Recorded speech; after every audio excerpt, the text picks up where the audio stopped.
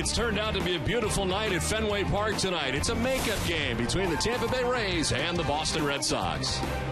Hi again, everybody. I'm Don Orsillo, and welcome to Red Sox Baseball. Tonight, the Red Sox and Rays play the makeup game from last Thursday night, and the Red Sox have the unenviable task of having to deal with David Price twice in the same week. Price will get the start tonight, and he has been terrific for the Tampa Bay Rays. Now, tale of two seasons for David Price. He started the year 1-4 with a 5.24 ERA, and hitters were hitting nearly 300 before going on the DL with a tricep strain. But in his last 5 starts, he's gone 4-1 with a 1.76 ERA. Opponents only hitting at .212 against him. In his career at Fenway, 5-1 with a nifty 1.96 ERA, and he's helped out the bullpen. He's pitched at least 7 innings in each of his last 5 starts, including 3 complete games.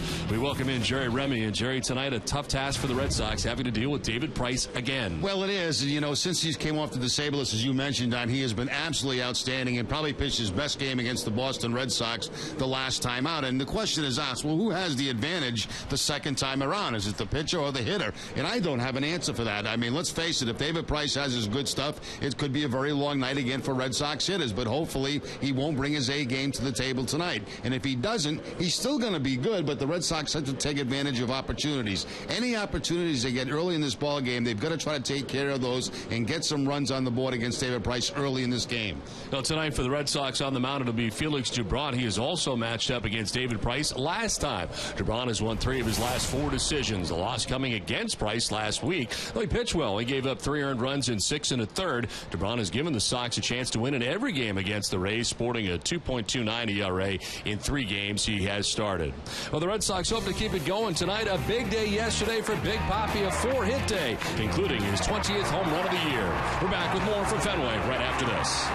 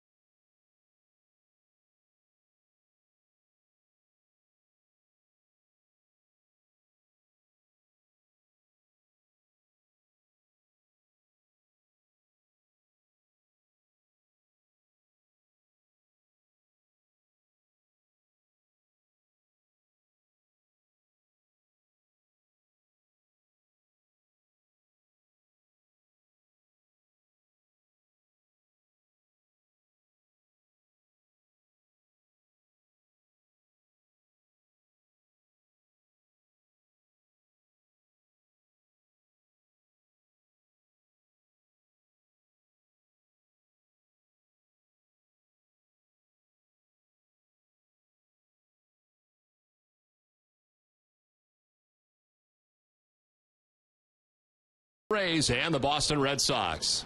Welcome back inside the broadcast booth, everybody. I'm Don Orsillo. Well, tonight, getting his first night off in a long time is Jared Saltalamacchia. Ryan Lavarnway will get the start, and tonight he will do the catching for Felix Dubron. As part of our Geico quote of the day, Jenny Dell had the chance to catch up with Ryan Lavarnway. So, Ryan, you are catching Felix Dubron today. What have you seen of him as of late? Well, he's been one of our best pitchers. He's been pitching as well as anyone lately, and he's throwing his fastball really well, and he's mixing in all 3 of his off-speed pitches for strikes. It's a really deja vu from last week, Felix Dubron against David Price. What is your approach going up against David Price? I mean, we just got to stick with our approaches. Last game, you know, we didn't run his pitch count up. He was in the zone a lot early, and we kind of missed. I mean, I didn't play that game, but I feel like after the game, guys were saying they had gotten pitches to hit and just missed them. And I don't think that our guys, myself included, are going to let those pitches go by this time. Should be a great matchup. Thank you for your time. Don, back to you. All right, Jenny, thanks very much. What's turned out to be a beautiful night after a rain shower made its way through. We'll play on-time baseball when we come back to Fenway Park.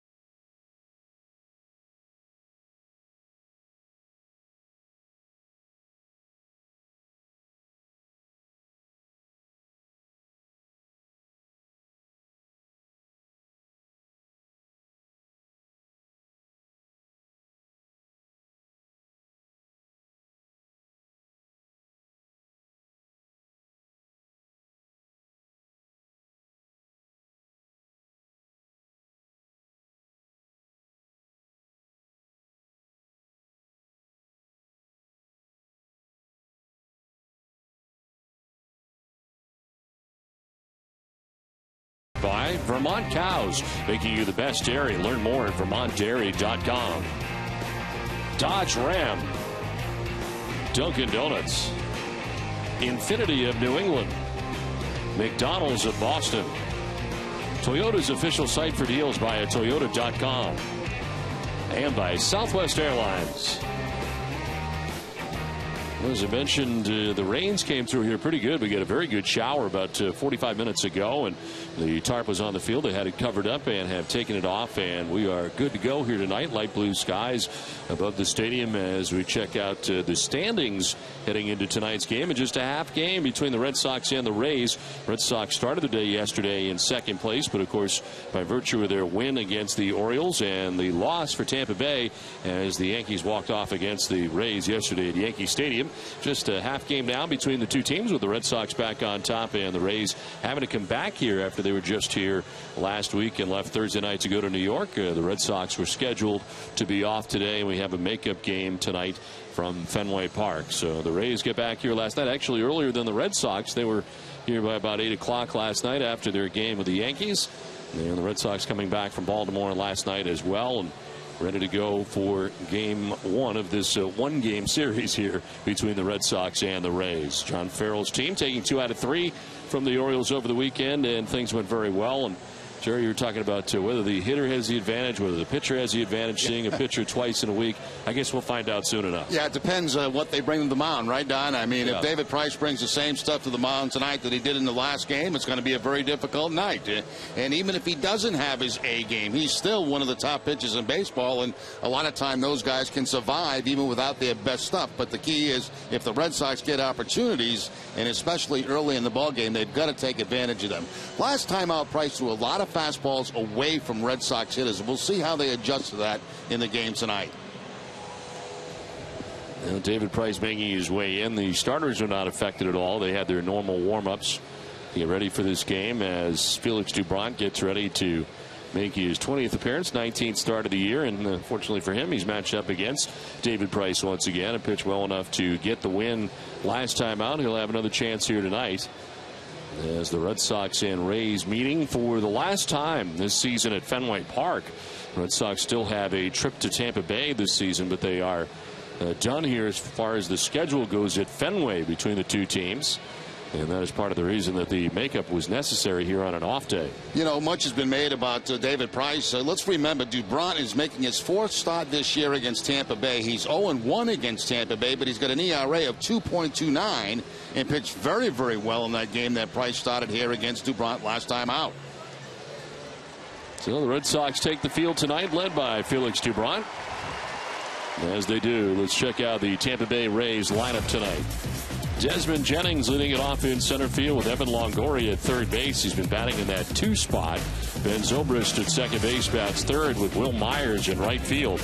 Luke Scott is the DH with Yunel Escobar at shortstop batting 6th. James Loney at first base bats 7th with Jose Molina doing the catching 8th. And Sean Rodriguez getting the start in left field. He bats 9th. Let's head down the pipe with FWM and take a look at the numbers tonight for Red Sox starter Felix Dubron. His 20th appearance, 19th start, 7-4 with a 3.78 earned run average, 103 strikeouts to 48 walks, and opponents hitting at .251 against Dubron. Heading into tonight's action, again, Felix facing the Rays for the 2nd straight outing. The Red Sox defense is brought to you on NESN by Southwest Airlines. They are 8th in the league with 59 errors on the season. Brandon Snyder gets the start at third base. Stephen Drew, the shortstop. Dustin Pedroia at second.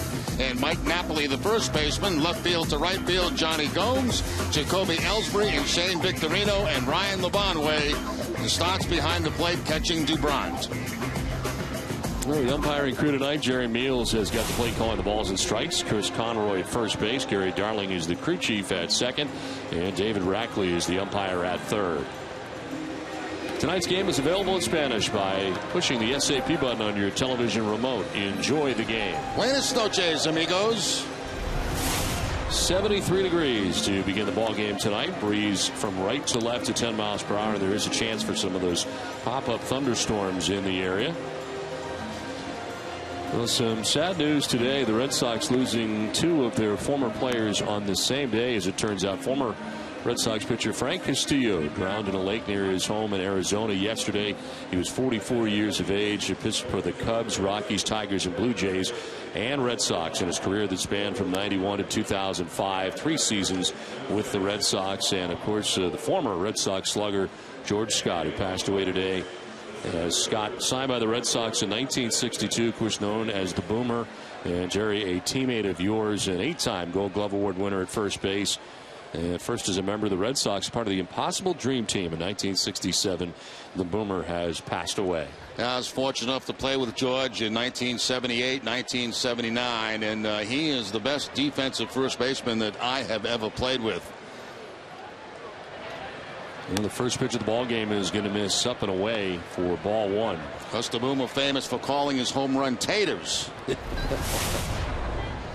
And we saw him fairly recently, the Red Sox Hall of Fame induction, as he was inducted into the Hall of Fame. This one is on the ground softly to Pedroia at second base for the first out. So Desmond Jennings is retired. Yeah, George was having a hard time getting around the last time that we saw him, and unfortunately passing away today. I tell you one thing, Don, he loved the game of baseball. He absolutely talked baseball all the time. As a member of either your own team, if you played against them, or if you're on the opposition, you got to first base, he was always talking baseball. He loved the game of baseball, and our condolences go out to the Scott family. I knew he was a good player growing up, and I asked you today about his defense because I was not entirely sure, to be honest. I had no idea that he had that many Gold Gloves. An 8-time Gold Glove Award winner, and you were saying today that he saved a lot of the infielders, a lot of errors. As this is in the right field for Evan Longoria, 1-out single. Now that now is an 11-game hitting streak for Longoria as he takes the fastball from Dubron and lines it to the opposite field for the base hit. And you're right about George Scott, Gold Glove winner many, many times. Great first baseman. And, you know, you had no thoughts about throwing the ball in the dirt at first base because you knew that he was there to pick it for you. So, yeah, tough day for the Red Sox. There's Ben Zobrist with 1 out and 1 on.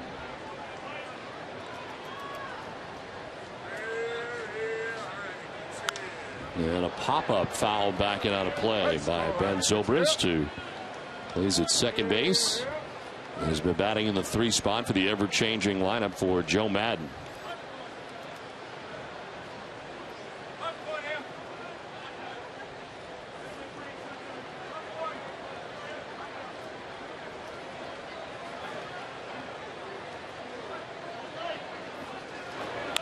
There's a ground ball hit sharply foul, and it is 0-2. Last 8 games for Zobrist, hitting at .353 with a home run and a run batted in.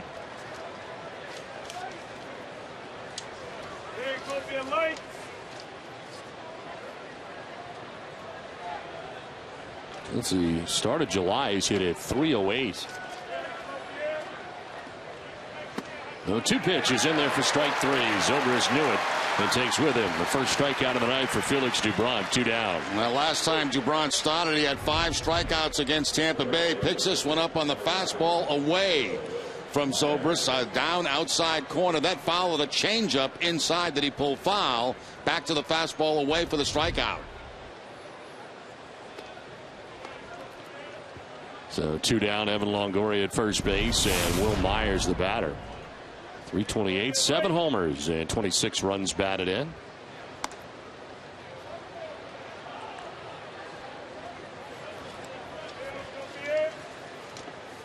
Myers coming in with a 9-gamer of his own at .474. And the power numbers are coming along. 4 homers and 11 RBIs during that hitting streak as well. Yesterday had 2 home runs in the loss to the Yankees. Very good changeup from Doubront that time. Red Sox in the shift on the left side of the infield for Will Myers.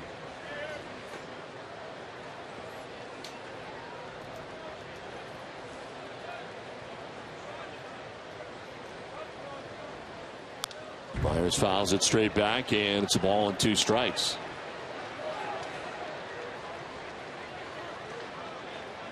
Over the last 12 games, he's hitting at .469.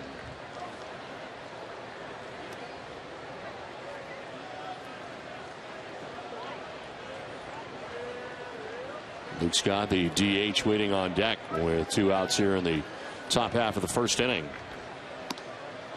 Close pitch. There's Lavarnway, tried to bring it back to the corner. It is now 2-2. And a little crow hop step back to the Red Sox dugout for Doubront. He thought he had the corner in strike 3, but the ball just a little bit outside.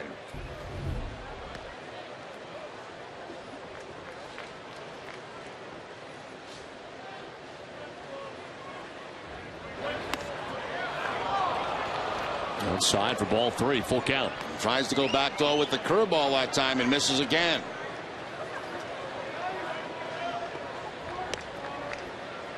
Napoli lets him know that he's going to be playing behind the runner at first in Longoria.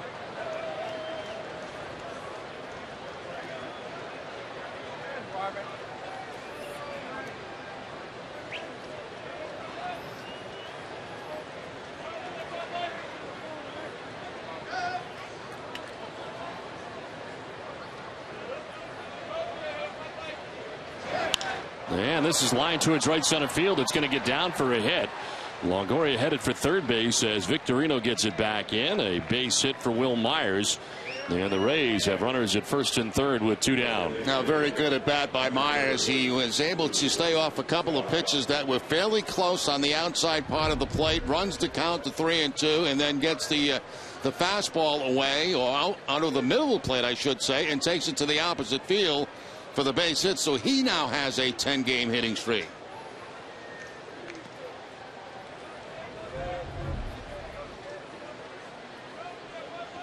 First and third, 2 down, and Luke Scott coming up.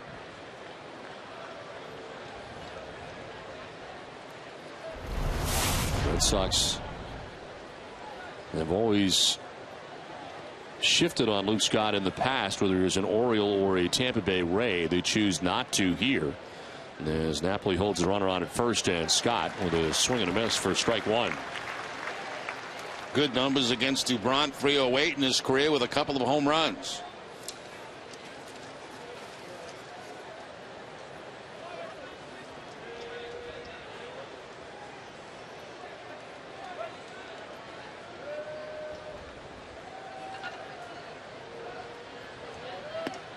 That's going to get in there for strike 2. The curveball that time for Doubront snapped off. Yeah, that had Scott fooled a little bit. You'll see a little flinch right here in the breaking ball, and it picks up the inside corner.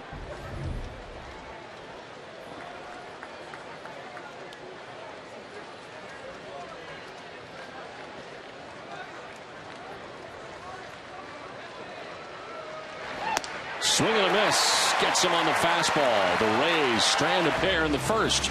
Jacoby Ellsbury lead it off when we come back to Fenway.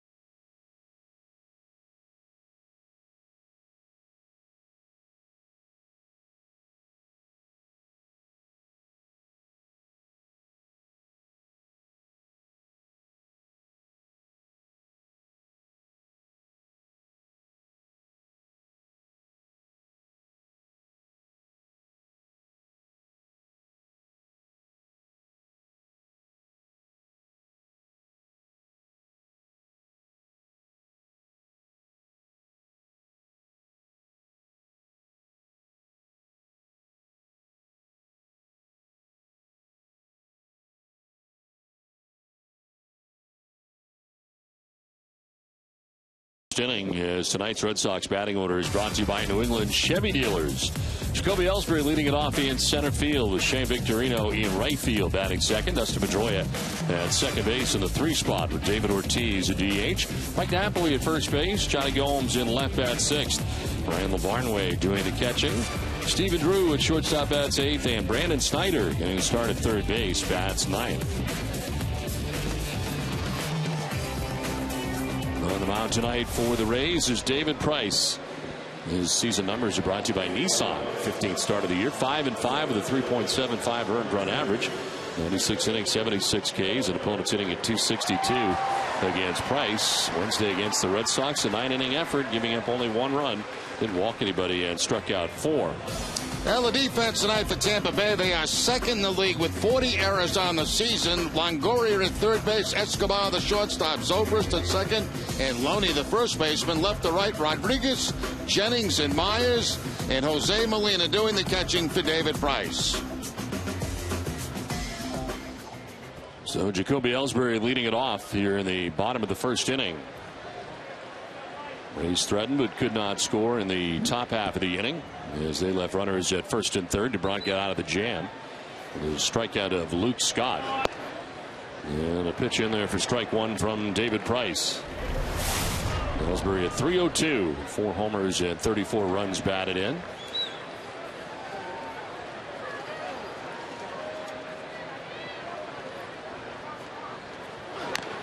So it fouled off the shoe tops, and it is 0-2. Ellsbury hitting at 329 in July and 360 in his last 33 games. A good series in Baltimore, ended up going 5-14 in the series. As the Red Sox as a team able to take 2 out of 3 from the Baltimore Orioles.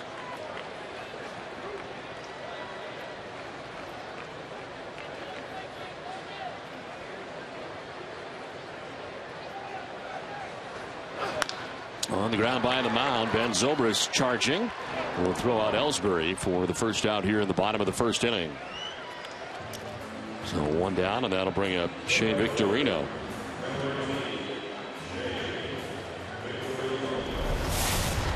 .278, 5 homers and 28 runs batted in. Quiet series for Shane in Baltimore. The exception of his 1 hit, he had a home run but went 1 for 12 in the series against the O's.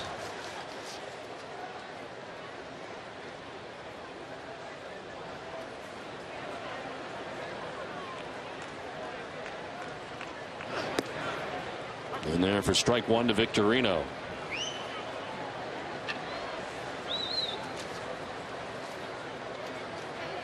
And David Price, 27 years of age, making his 15th start of the year. And this is his 8th start of the 15th on the road. This one is down the line at third. Longoria, what a pick that was, and throws across to get Victorino. Nice play by Evan Longoria. Yeah, Longoria saves a double right there. That was a changeup that was pulled right down the line by Shane Victorino. And Longoria, the crossover step plus one more step, the plant and throw across the diamond to get Victorino. That throw to Loney was letter high.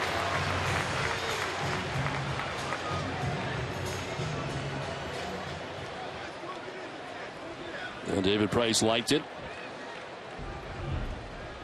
It saves a double for sure. 2 down here in the inning for Dustin Pedroia. He takes strike one. Dustin at 297 coming into tonight's game. 6 homers and 58 runs batted in. He's 1 for 12 in the series against the Orioles. And a ground ball up the middle, ranging is Zobrist. Off balance throw, will get it there in time. And it's a 1-2-3-3 ground ball out inning for David Price.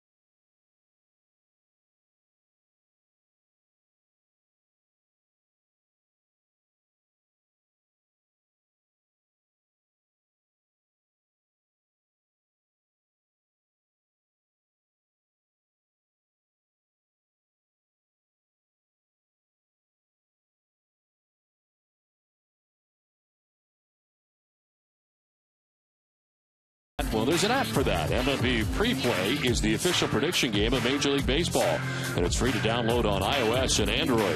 Download now at NESN.com/preplay and play along during every Red Sox game.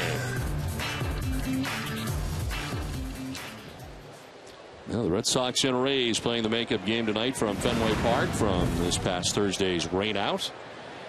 And El Escobar leading it off here in the second inning as he takes a breaking ball for strike one. Escobar hitting at 247, 7 homers and 40 runs batted in. He's hit all over this lineup. He is hitting out of the 9 spot quite a bit this year. He slides up in the order, sometimes 7th. Tonight he bats 6th for Joe Madden. And last year with the Toronto Blue Jays was the leadoff hitter for most of the season.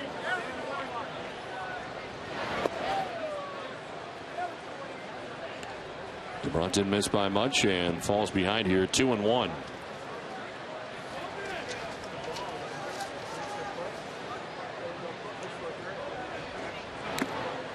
Swing and a foul tip. 2-2. Felix Dubron allowed 3 earned runs or fewer in 17 of his 18 starts this season. That includes each of his last 13 since May the 16th. It's the longest such single season streak by a Red Sox left-hander in the live ball era. That takes you back to 1920, Jerry. So it's been a little while. Yeah, it wasn't fun playing in the dead ball era, that's for sure. I can tell you that. Yeah. My 275 might have been worth 300 today. Who knows? It's the longest single season streak of that kind by any Red Sox pitcher since Pedro Martinez. With 14 in a row. This one is fouled back to the screen. He's averaging just over 8 strikeouts per 9 innings.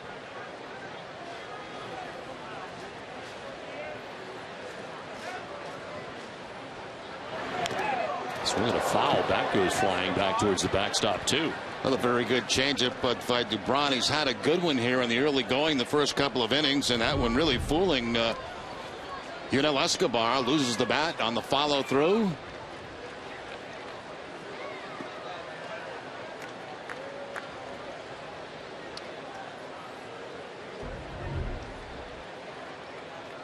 Escobar leading it off here in the second inning. Payoff pitch. And it's grounded up the middle. That'll find its way into center field. A base hit. It was the 3rd hit of the night already for Tampa Bay. Well, you foul off a tough pitch as Escobar did on the changeup. Then he gets a fastball that he hooks. And hooks it up the middle for the base hit. Pretty good fastball. Pretty good location away from Escobar. But he's able to pull that ball and get it by Stephen Drew, the shortstop, for the base hit.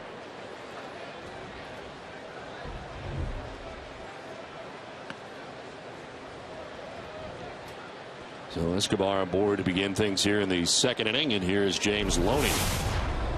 Great numbers, 321 so far in the season for Loney. 10 homers, 50 runs batted in. Former Red Sox first baseman.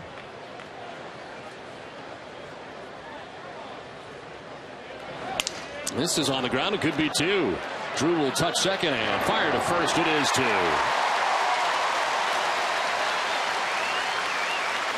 Very wise for Dubron to let that ball go. He's got a guy right there in Stephen Drew, and Drew's able to pick it up, tag the bag himself, and have plenty of time to get the double play.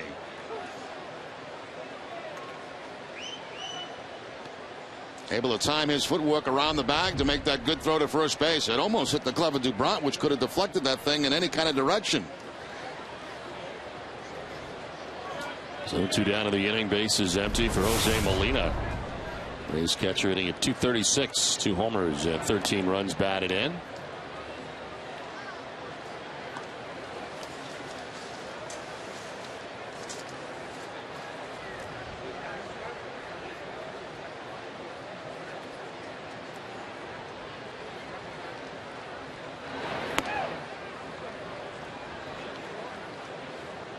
Molina has struggled at the plate. He is 4 for his last 32. Last 10 starts beginning on July the 7th.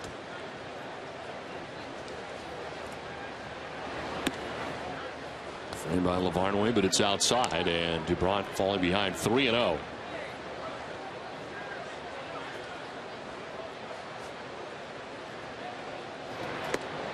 There's a strike. 3-1. Jose Molina hitting at 260 on the road compared to 207 at home. Although it's been a very quiet trip, as I mentioned for him. He was 0 for 9 in the series in New York. And he will take the walk on a close pitch. Bart wanted that as he peers in. That is the first walk given up by Felix of the night, and comes with 2 down here in the second inning.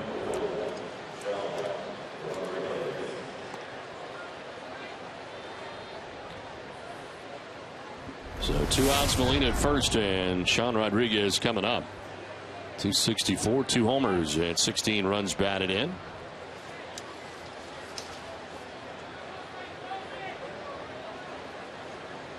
He's generally in there when the Rays see a left-handed starter. In fact, he started 33 of 34 games against left-handed starters. Only missed 1 that the Rays have had this season.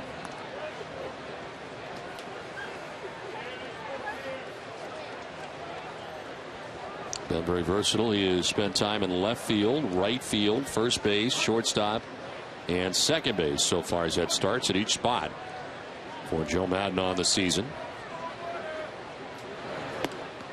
Swing and a miss, and it's 1-1.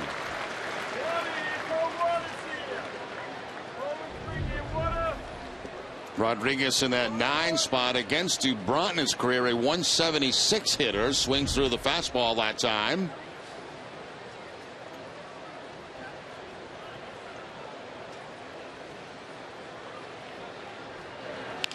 On the ground toward shortstop, Stephen Drew will go the easy way to second base to retire the side. Inning and a half done, no score from the fans.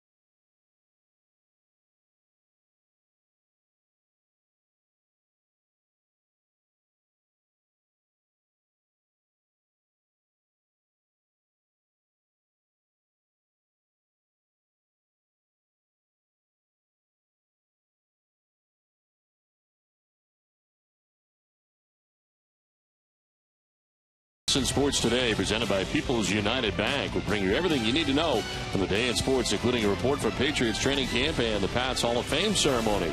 TC will bring us the Boston Buzz and recap tonight's game here at Fenway. All that and more comes your way from Jamison Coyle and Leah Hextall tonight following our Sox coverage. Great state of Rhode Island represented here at Fenway Park as we play along to the bottom of the second inning. David Price, a 1-2-3 first on 7 pitches. He grounded out. Ellsbury to ground out Victorino and Pedroia in succession in the first. There's David Ortiz, leads it off here in the second inning. Terrific day yesterday for David. 4-hit day, including his 20th home run of the year. Saw the numbers at 329, 20 homers and 67 runs batted in.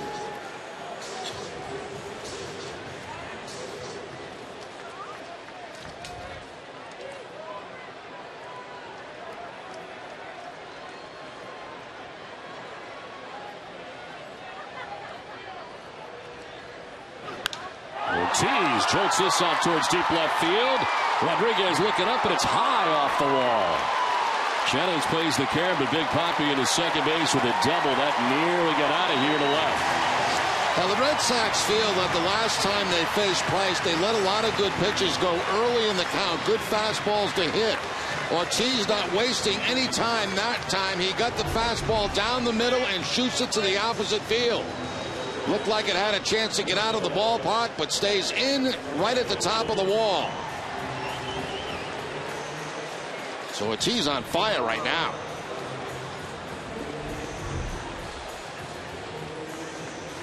So David with a double here in his first at bat tonight. Mike Napoli coming up.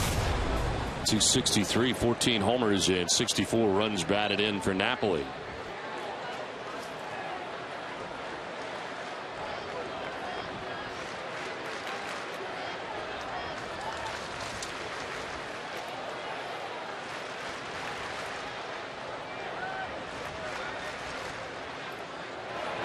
And a swing and a miss, kind of waved that pitch away. And Napoli has been hot last 7 games, hitting at .346. 3 homers, 6 RBIs. He doubled twice yesterday at Baltimore. And his team leading 11th multi-extra base hit of the year.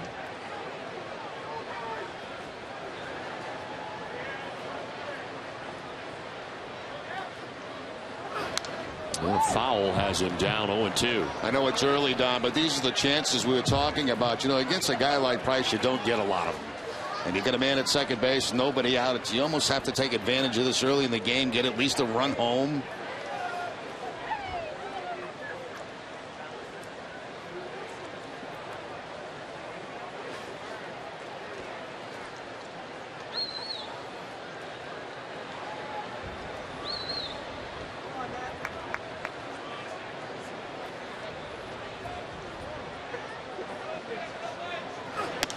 That's outside. 1-2 to Napoli.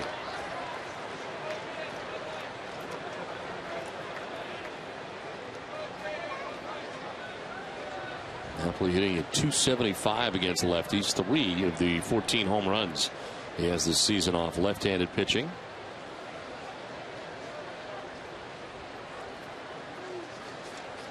Johnny Gomes waiting on deck. Red Sox batting here in the bottom of the 2nd inning.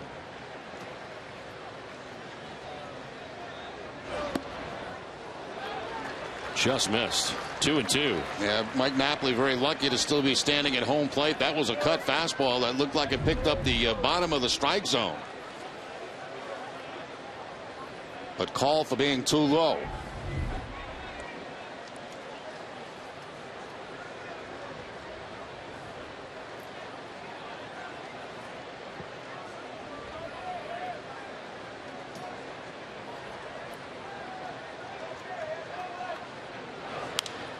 There's a pop-up foul off first base, and it hangs at 2-2.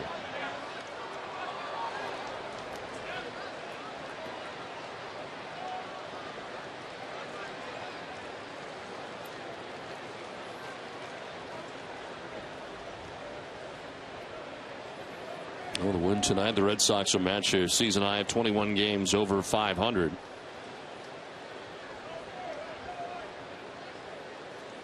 And of course, we'll keep them in first place. Tampa Bay a half game back of the Red Sox heading into this makeup game tonight.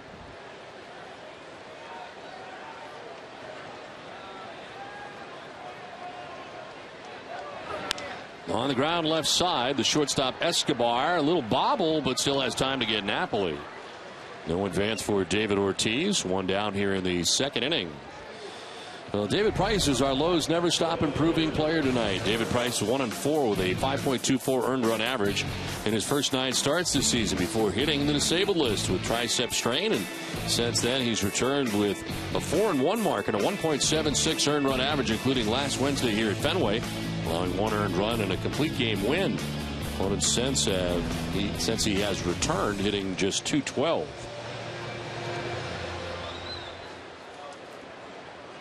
Ortiz at second base, 1 down for Johnny Gomes.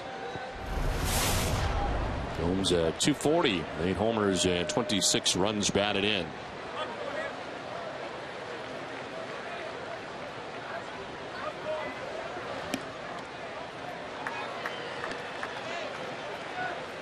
Red Sox trying to grab the game's first run here. And scoring first, the Red Sox are 44-9 this year. The highest such win percentage in the majors. They've been scoring first here at Fenway Park at home. They're 19-1.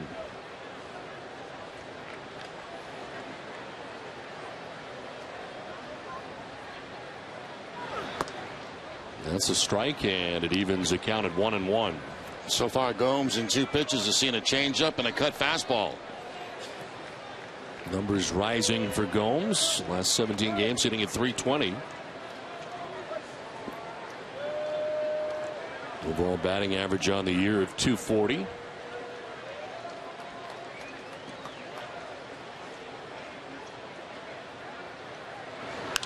Gomes will hit a fly ball to medium depth center field. Desmond Jennings is out there, and he'll make the catch for the 2nd out here, the 2nd inning. Let's send it down to Jenny Dell. Well, Don, we have a great AT&T text poll question for our fans at home today. So with a 7-game homestand here at Fenway Park, we'd like to ask the fans at home, where would you most like to sit here at Fenway? You can text your answer to 536-536. Submit A for the monster seats, B for the bleachers, C next to the dugout, or D behind home plate. Text and data rates may apply. We'll be tracking this poll all game long, so keep those texts coming, and we'll give you the winner later tonight. Well, next to the dugout is off to a fast start. Yeah, it really jumped out there quickly, didn't it? Yes, it did. Wow. 2 down, David Ortiz at second base, and Ryan Lavarnway, the batter.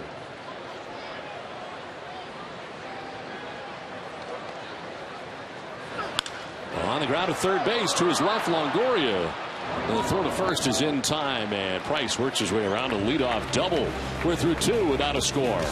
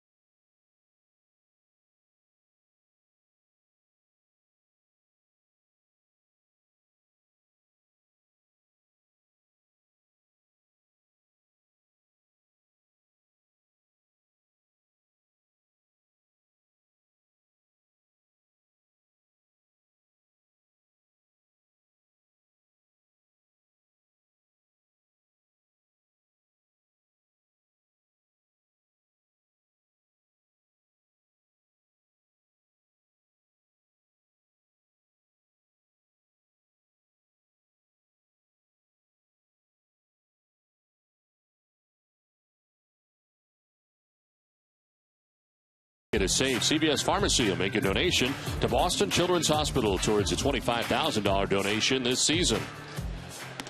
Felix Dubron here into the top half of the third inning. As it'll be Desmond Jennings, Evan Longoria, and Ben Zobrist, the top of the Tampa Bay Rays order. Jennings grounded out to second base in the first inning.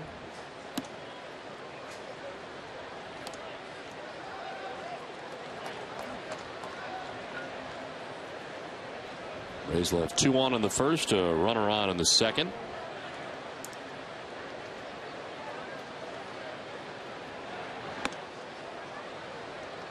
Three and 0.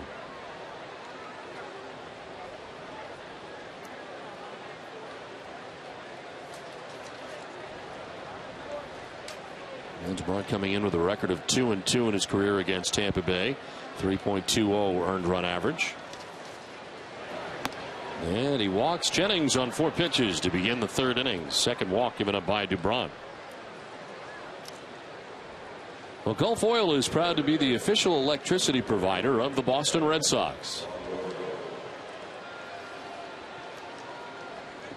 And nice to see our friend Mike O'Malley at the ballpark tonight. Also apparently shooting some photography here at the ballpark.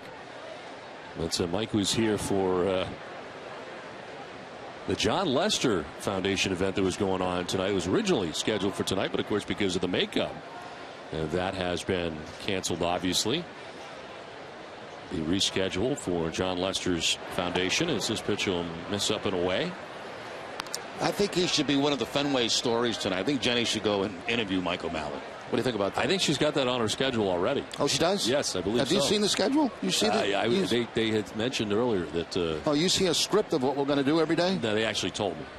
Oh. There's really no script.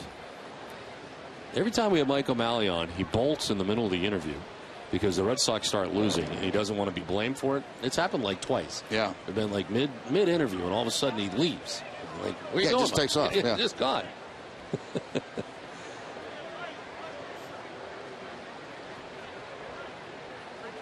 And Desmond Jennings at first base. Evan Longoria waiting on a 1-0 pitch. And that's on the outside corner. 1-1. Longoria didn't like it at all.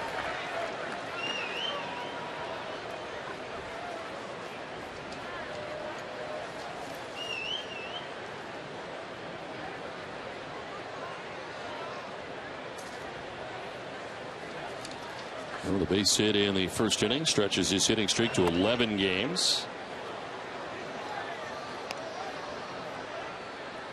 Brown thought he would try going back out there again after he got the strike call out there. This time it's called the ball. 2-1.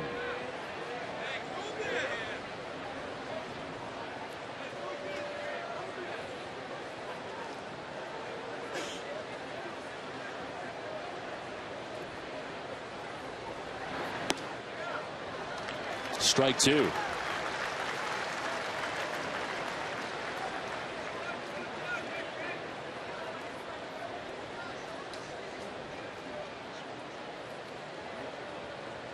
And the Longoria with 21 home runs on the year, the first Ray in their history with 5 20 home run seasons. Aubrey Huff and Carlos Pena both had 4 seasons of 20 plus. As Longoria fouls it off. Not to influence the voting, Don, but where would you like to sit on the homestand? I kind of like where we sit, which is behind home plate. I like that vantage point. We're high above home plate. We are high above home plate, but I like it a lot. You know what, though?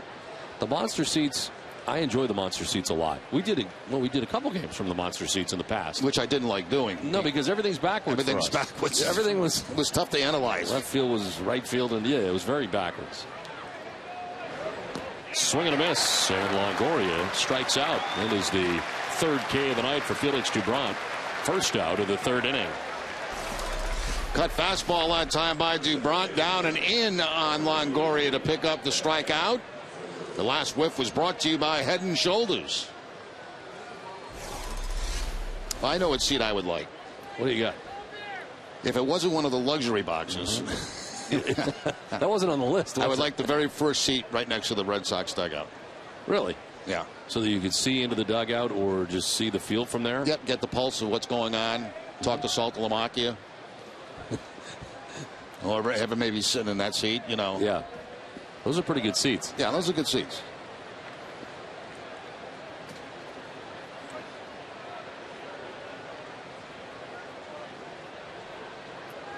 You have to be like president and CEO to sit in some of those seats. You're right. So my chances of getting those seats for a homestand are very slim.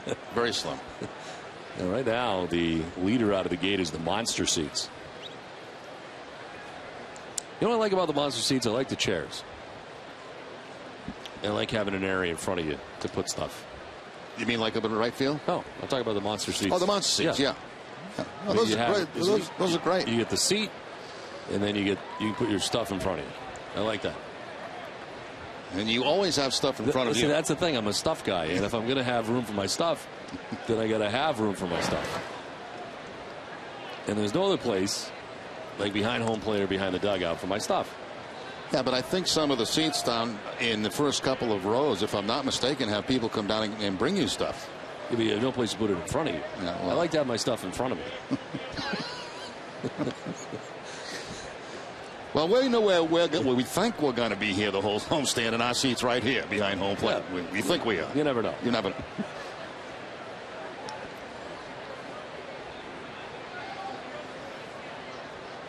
And Jennings walked to begin the inning. Longoria strikes out. Now 1-0 to Zobrist.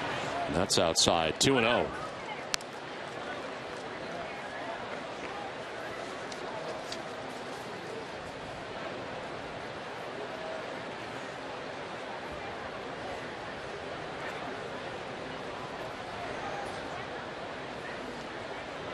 And homestand, of course, continuing with the Seattle Mariners coming in and the Arizona Diamondbacks as part of this homestand.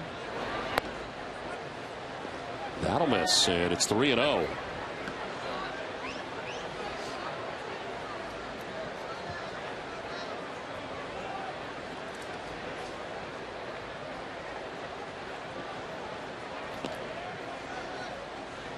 LeBron walked the first batter of the inning on 4 pitches. Desmond Jennings, who gains his lead. That's a strike, and it is 3-1. It's one of those 3-0 automatics right there, because that ball was a little bit outside the strike zone, but Dubron gets the call.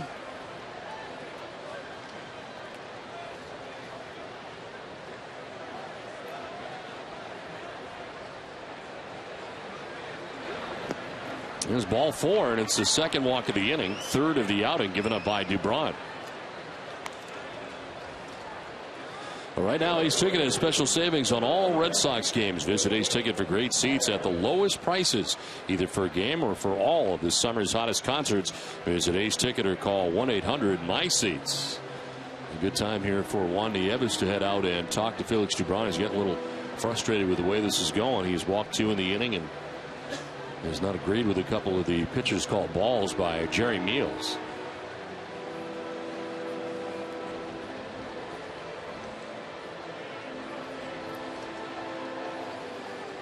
So Meals has a plate tonight. 2 walks here in the inning allowed by Dubron. Giving the Rays quite an opportunity here in the top half of the 3rd inning. 2 on, 1 away. Will Myers is the batter. He already has a base hit in this game. He singled to right field in the 1st inning.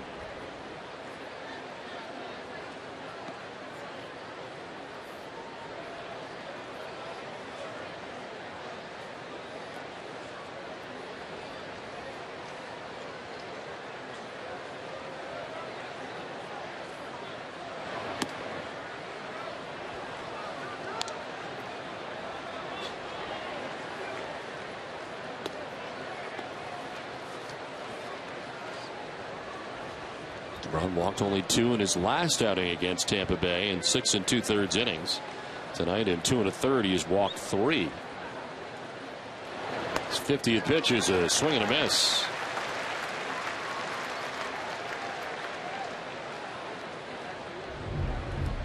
Will Myers chasing a ball that's up and maybe out of the strike zone, about let a high that time, and you can see the frustration on his face for swinging at that pitch.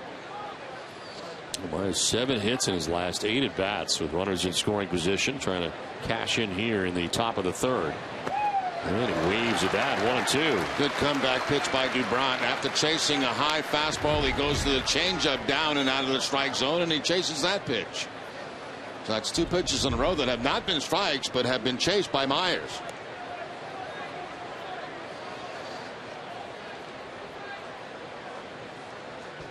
Jennings at second base, Zobrist at first base, 1 out in the 3rd. Rays have had base runners in every inning. And a pickoff play at second base, but diving back to the bag is Jennings. He was doing some dancing, and shooting in was Pedroia from second base. Put the shift on. See Pedroia using the daylight play. Put the glove out. As soon as the pitcher sees that, he spins and throws to second base.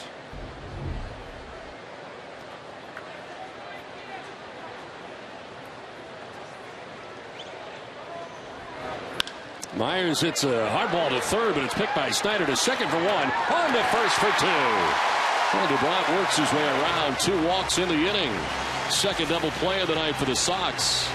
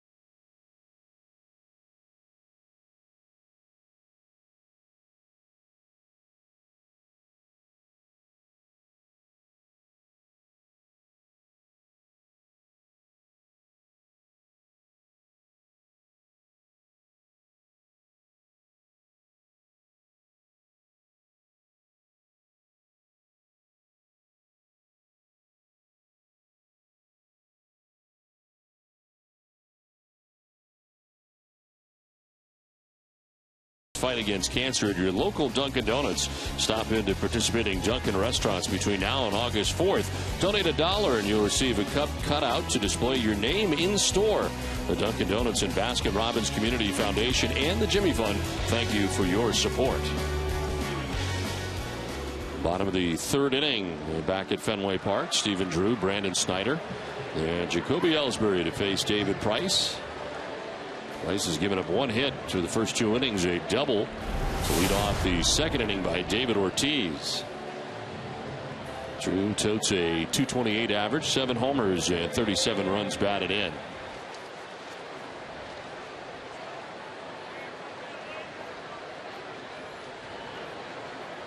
He was 3 for 10 in the series against the Orioles over the weekend.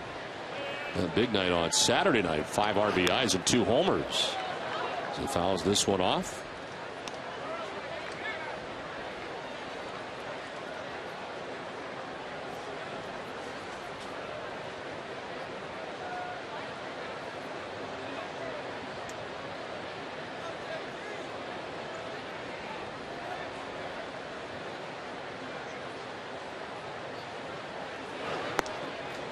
In there for strike 2.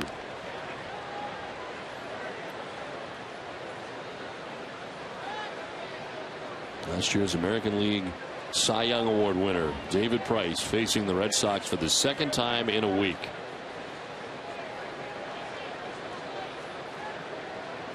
His 0-2 pitch is in there for strike 3. Drew knew it and takes with him the first strikeout for David Price of the night. They send it down to Jenny Dell. Well, Don, a little fun fact for you. If David Price gets the win here tonight, he becomes only the 3rd visiting pitcher since 1929 at Fenway Park to win twice in a span of 5 days. And earlier, Price said that he understands it's going to be tough against this rough, strong Red Sox offense right now, but he said he has the right mindset to do so. We were trying to figure out whether he's got an advantage or not, whether the Red Sox, having seen him already, have got somewhat of an advantage this close together. I guess we'll find out tonight, but so far Price has been very good. Yes, he has, and a few more off-speed pitches early in the game tonight. Breaking ball, change-ups. A few of those right there, cut fastballs.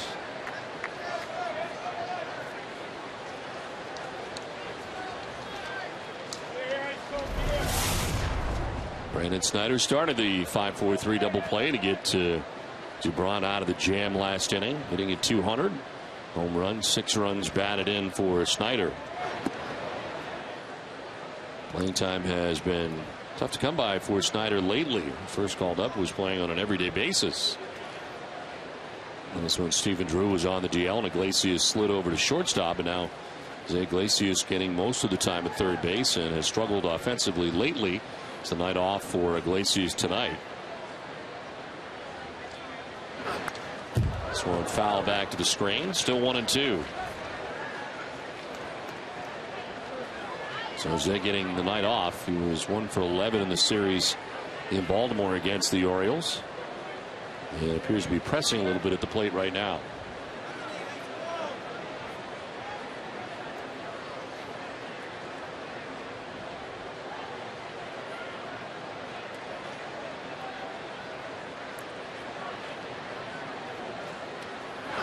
Snyder grounds one towards third. Longoria plays the high hop. 2 down in the third inning.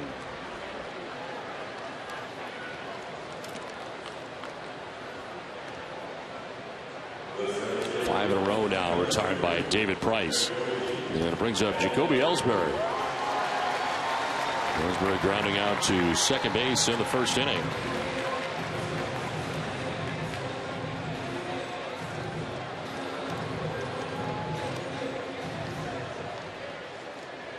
Ellsbury has hit safely in 77 of 96 games. That's the most games with a hit among leadoff men in 2013 so far. So he'll take ball 1 inside.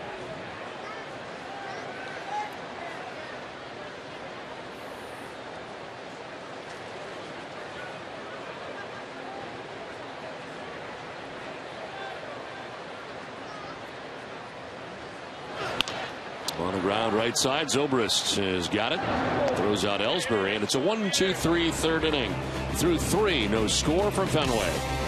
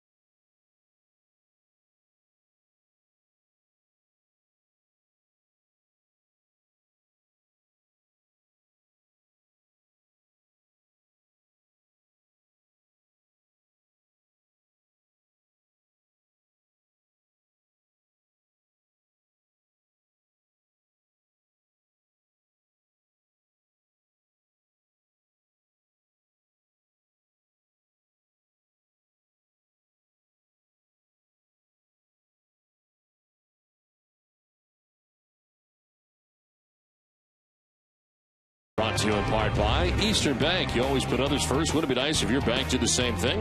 With products that make life easier and a commitment to helping those in need, here you're first. Eastern Bank. It has turned out to be a terrific night here tonight at Fenway Park, as we had a pretty good rainstorm come through about an hour before the game. And the target was on the field, but we've been precipitation free since. Luke Scott leading it off here in the top half of the 4th as he takes one in tight. A very unique spot for, is that Iglesias down there at third base? I mean, Snyder. Iglesias not in the lineup tonight. Snyder down at third base, protecting against a bunt, probably until he gets one strike on him.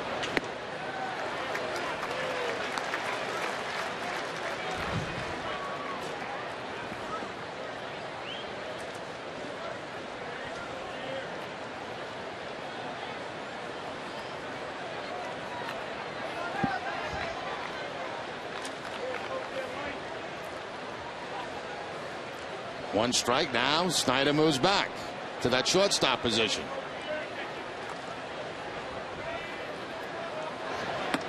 And again, and it's 2-1. Scott struck out swinging in the first inning. One of 3 strikeouts tonight for DuBrant, but he has walked 3. And has so far allowed 3 hits.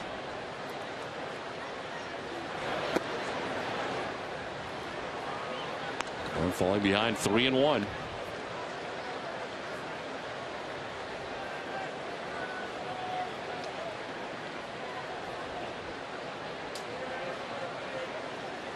Now Escobar, then James Loney.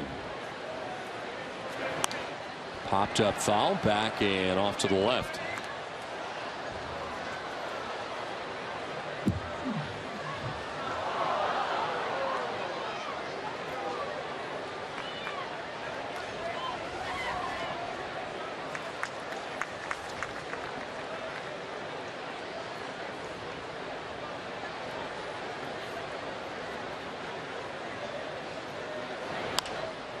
Fly ball down the left field line. Johnny Gomes headed over towards the dirt of the warning track, but won't have a play as it makes its way into the seats. Now, one thing the rain did is it cleared out some humidity here at the ballpark. Very comfortable here tonight.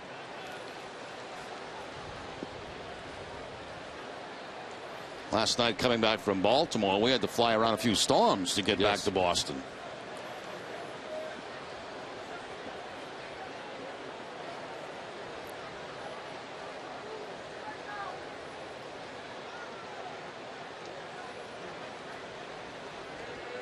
Payoff pitch to Scott. And a swing and a miss. Struck him out on the high fastball.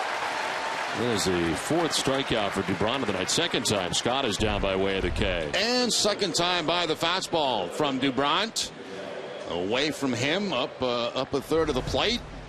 The pitch zone on Nesson is brought to you by Amica. Amica Insurance. Great service, great coverage, and a great price of auto, home, or life insurance.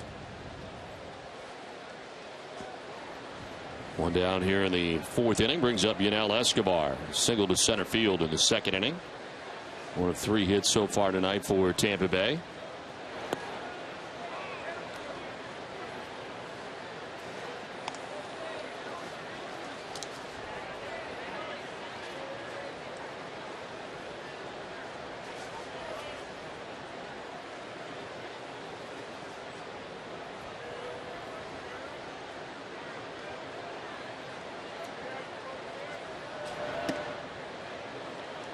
Escobar in the series, the first 2 games anyway of the series for the Red Sox and Rays, was outstanding defensively, but in that series had his club record streak of 53 consecutive errors games come to an end. But he also started that incredible double play back at second base. And one of the best double plays we've seen this season, started by Escobar. Yeah, flipping it behind his back, out of his glove, right into the hand of Ben Zobrist, and they made the double play out of it. Tremendous play by Yunel Escobar.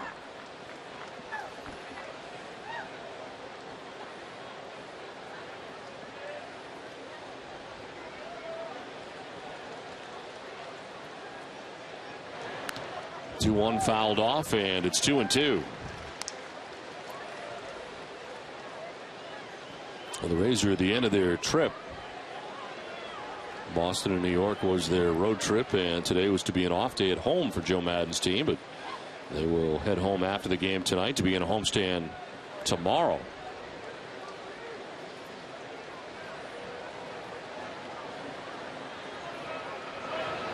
Escobar grounds one through the right side into right field. He is 2 for 2 in the game.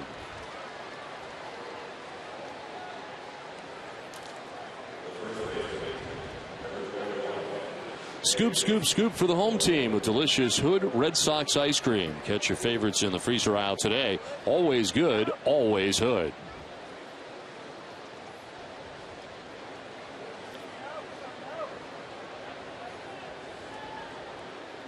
One out, one on as James Loney stands in here for the Rays. Loney grounded into a 6-3 double play in the second inning. Red Sox have already turned 2 double plays in the game. Tampa Bay leaving 4 men on base through the first 3 innings. In the dirt for ball 1.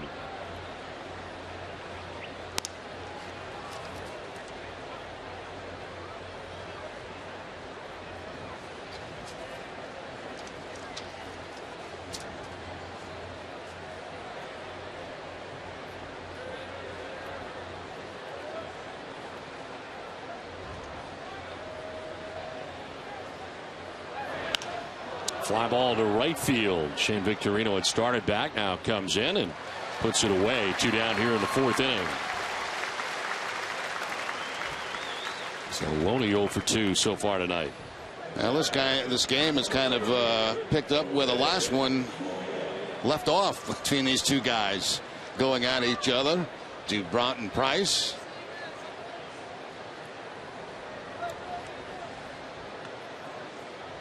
Two down here in the 4th inning for Dubron as David Price through the first 3 innings has thrown 28 pitches, given up only 1 hit.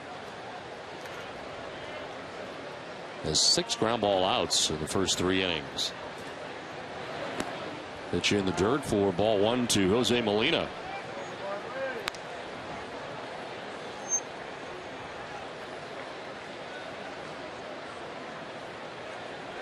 Molina hitting at .250 against left-handed pitching.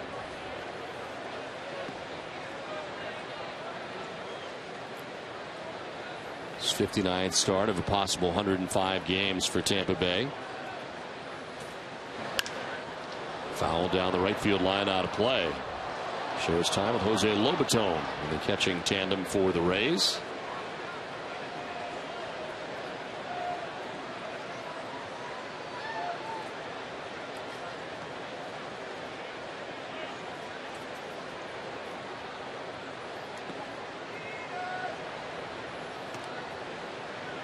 Number 9 man Sean Rodriguez waiting on deck. 2 down here in the top half of the 4th inning.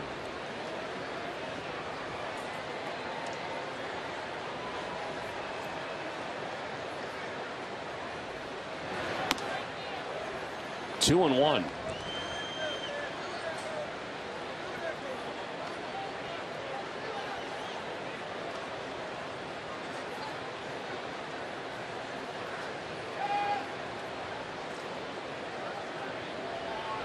Molina had only 3 at-bats over the weekend. Was 0 for 3 in the series against New York.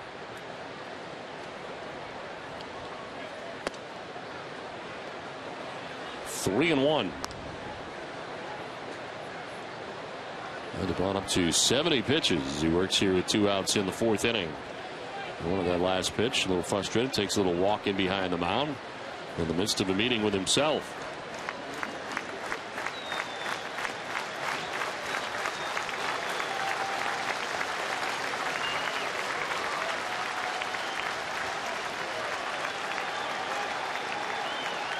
Throw to first, and back easily is Escobar. The lead was not terribly large.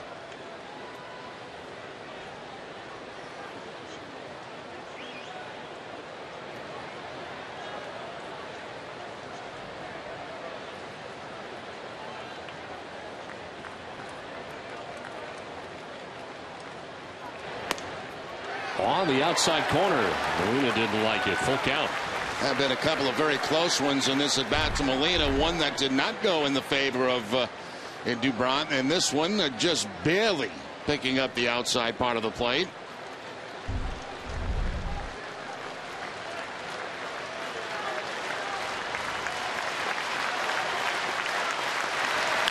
And Molina sends it back up the middle into center field. Escobar heads for third base. He'll get there. And it is first and third with 2 down.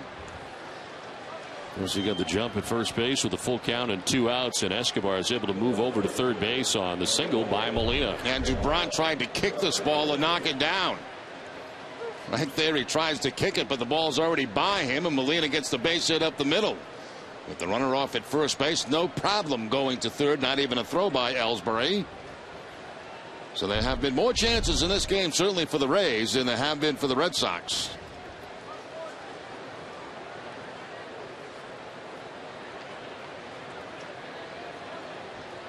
Sean Rodriguez grounded into a fielder's choice in the 2nd inning, 0 for 1.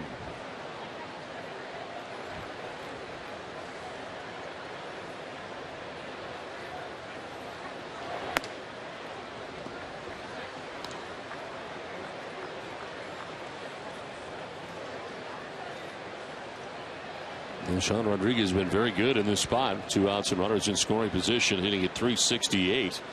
So far tonight, Tampa Bay 0 for 2 with runners in scoring position. And then a strike over the inside corner.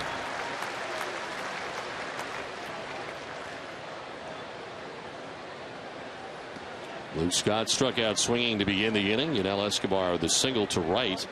James Loney flies out to right field. Jose Molina with his single back up the middle, and it's first and third with 2 down.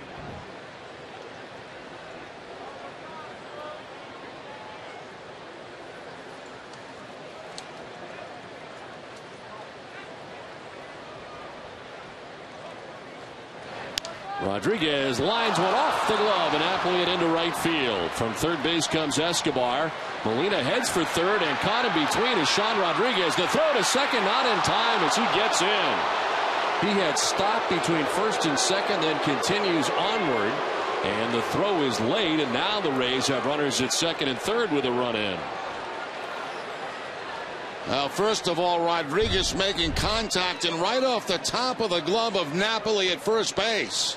He elevates, can't come down with it. Now trapped in the middle is Rodriguez, and it wasn't Victorino wasn't quite sure which direction to go in. He finally decides to go to second base, but it's not going to be in time. I mean, if he throws that ball to first base, obviously the runner continues on to second base anyway and gets in there safely. So Molina at third base, Rodriguez at second base. And Desmond Jennings now with the chance to give the Rays some breathing room. Already on top now, 1-0. which almost hits him for ball one.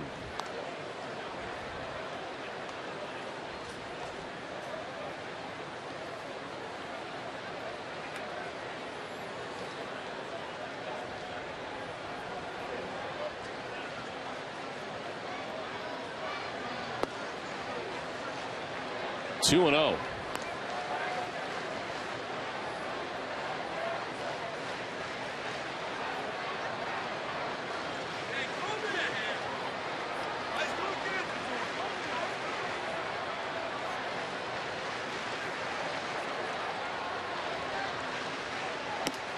Swing and a miss at the 2-0.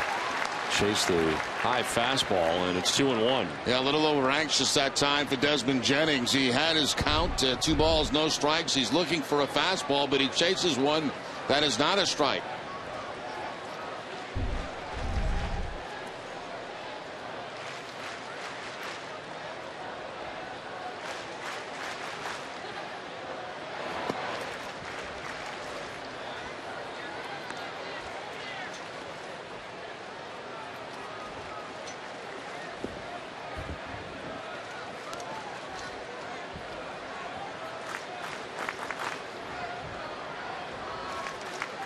Waiting at third base, Rodriguez at second base with 2 outs here in the 4th inning. 80th pitch, and that is going to be in there for a strike. Full count now. Bront goes to the changeup on the 3-1 count. Picks up the inside corner.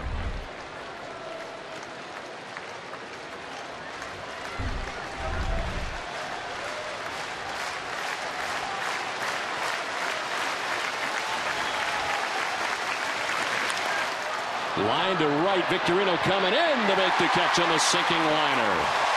The Rays get a run and take a 1-0 lead.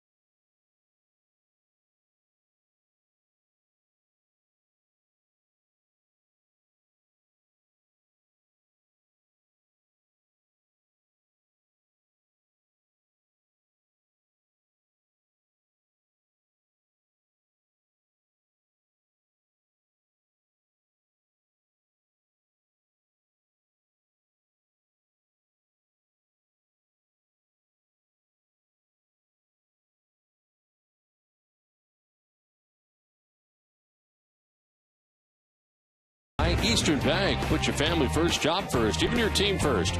Isn't it time someone put you first? Eastern Bank does just that with products like Eastern Free Checking. Here, you're first. Eastern Bank. Well, we head into the last half of the 4th inning. Tampa Bay has jumped on top 1-0. Now hitting the Red Sox 6-1. It'll be Shane Victorino. Made a good catch running inward on a sinking liner. Off the bat. Last inning of Desmond Jennings to end the inning. Victorino, Pedroia, and Ortiz here in the 4th inning.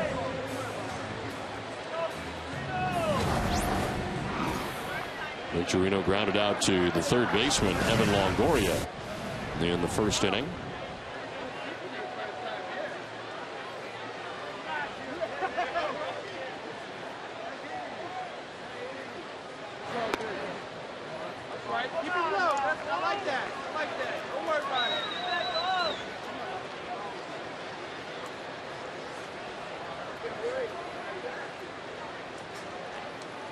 And the Red Sox are 10-5 this season against Tampa Bay. Pitch is outside. It's 1-1.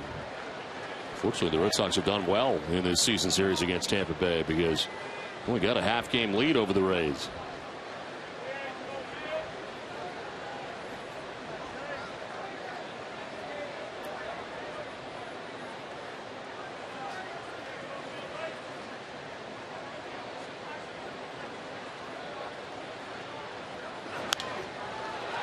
Popped up, and the catcher Molina in foul ground puts it away for the first out of the fourth inning.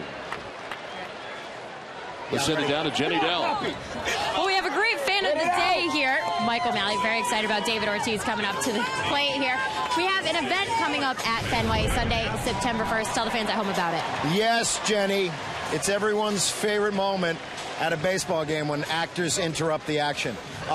Picnic in the Park is on September 1st, I believe it is. It's Sunday, September 1st. It is a great, great event that raises money for the Red Sox Foundation, of which I am very, very fond of. And I absolutely love the Red Sox Foundation. They do so much great work for the community. And last year, I think we auctioned off a reporting lesson with you for $10,000. And it raises money. I think there's dinner with Don Orsillo. I think it's a trip to the barbershop with Jerry Remy, and an acting lesson with me, and you can't really learn much. Hey, there's my son Declan. My son Declan goes wherever I go. Fantastic. And fans at home, they can go to redsox.com/picnic to find out more about the event. But you yourself, you've been a pretty busy man, just finishing up with Justified. Tell us about that experience. Yes, well, Justified, I got to play into the Irish-American stereotype and be a gangster on the FX show Justified. But I got killed at the end of the season, so I now have to go back to work, and I got a new sitcom coming up on NBC called Welcome to the Family. It's going to be on Thursday nights at 8:30. And what is that about? That is about a guy who's married to a lovely lady like I am in real life, and our daughter is going off to college. We're very excited because we're actually going to be able to have some time together, and unfortunately our daughter's going to stay home. And why is that? Well, she got pregnant. Yeah. But we're happy. We're happy. It's a new life. I'm happy to be a grandfather at 46. Let's let these Red Sox fans get back to the baseball game. Here we go. Well, last but not least, Jerry Remy bought you some hot dogs. Oh, thanks, Jerry. My cholesterol's already over 300. Glad that I'm going to get my triglycerides a little higher. Appreciate it. Thanks, Don. Thanks, Jerry. See you guys at Picnic in the Park. Good luck with the series as well. Thanks, Jerry. So fans at home, if you have a unique reason of why you're coming to Fenway Park, go to NESN.com/stories. Let us know why, and I may interview you in a future home game. Guys. All right, Jay, thank you very much. I'm thinking back over the years how many times we have had him on. I mean, in the beginning, he was the Rick on ESPN's commercials. Remember, he'd wear the Bruins jersey and kind of in his mother's basement or whatever. And he has, over the years, been on several shows and tons of movies. I remember the first time we had him on, I think I asked him about 3 shows, and all had been canceled at the time. And he appreciated it. Thanks, Don. That was canceled. And a lot of it we didn't realize, but he has really had a great career, and we thank him for all he does. He does a great deal of work for the Red Sox Foundation and for the Red Sox and for the community. Yeah, that's what I was going to say. I mean, he's very, very generous with his time for charities, and that has to be appreciated. Well, some nasty clouds surrounding Fenway. That looks like a situation. Yes, it does. Does it not? I mean,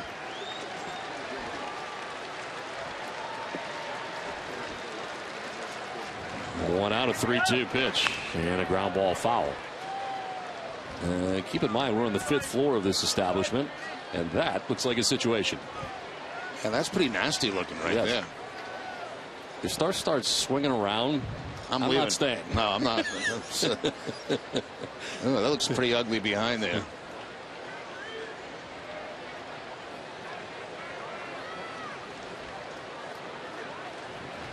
And Pedroia hanging tough here with a count of 3-2.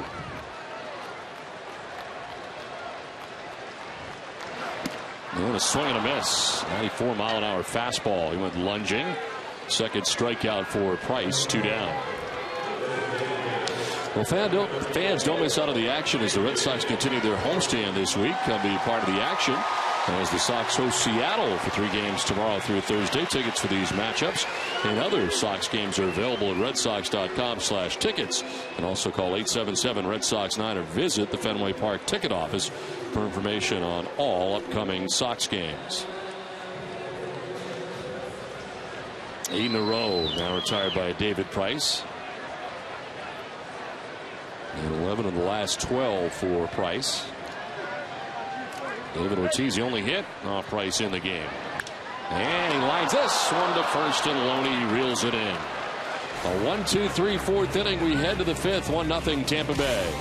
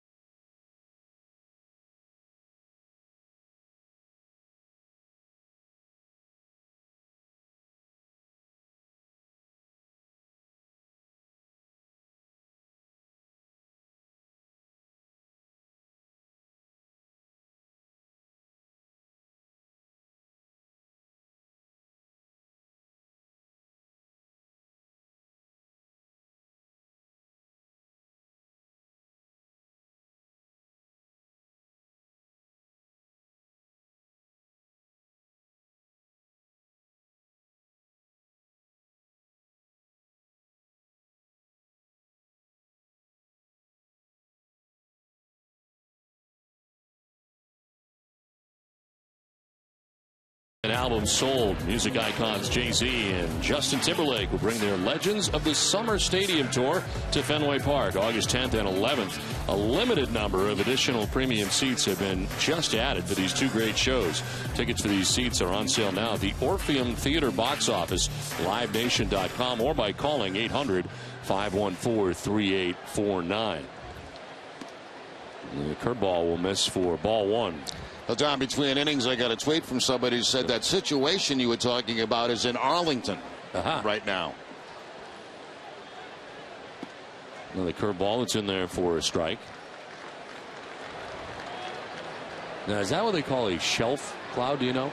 That I don't know. It's an ugly cloud. I know that. It doesn't look good. So far, it's not spinning. That's where you got to get. Let's put it this way. It's not one I want to be flying through. No. But we might be soon because it seems like it's coming over here. There's a fly ball to center field. Jacoby Ellsbury will race back now, and he's not going to get there. He did not initially get a good read on that as it jumps up into the seats for a ground rule double. It's the second hit of the night for Longoria.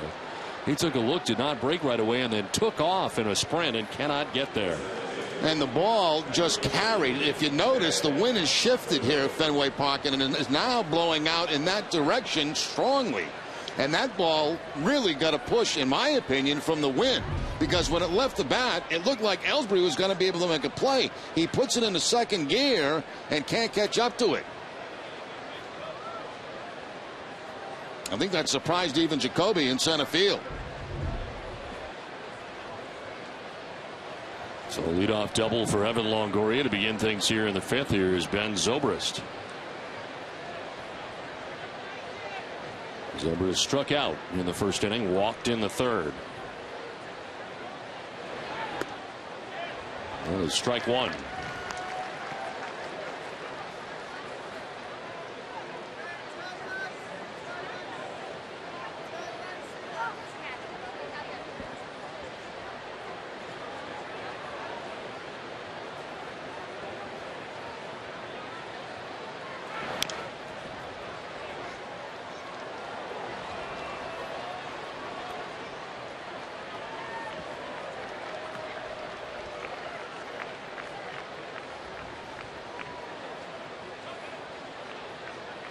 Pretty much under it without precipitation at the moment.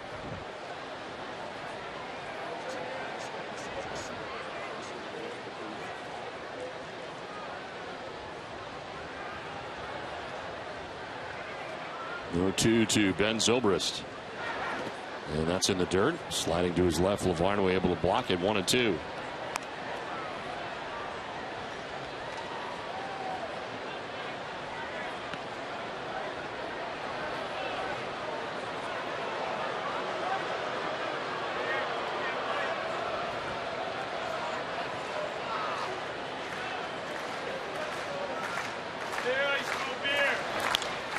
Line to left. In comes Gomes. It'll land in front of him and glance off him, and it's a base hit for Zobrist. Longoria takes 3rd. He had to be sure, and Gomes came on, is able to knock it down. Base hit for Zobrist, his 1st hit of the night, and it's 1st and 3rd. Nobody out here for Tampa Bay. Yeah, Johnny Gomes attacking that in left field to make sure that ball didn't get by him. He knew he didn't have a chance to make a catch on it after about 2 steps in, and then became very defensive to try to knock that ball down and keep it in front of him.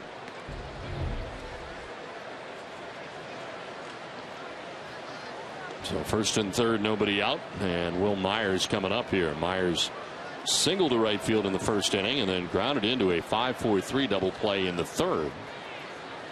And after DeBron had walked a couple of batters, Rays threatened but did not score in the 3rd inning.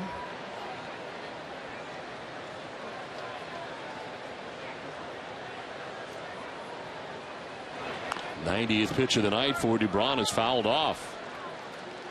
Some stirring in the Red Sox pen, but so far nobody warming yet, as Felix has reached 90 pitches with nobody out here in the 5th inning.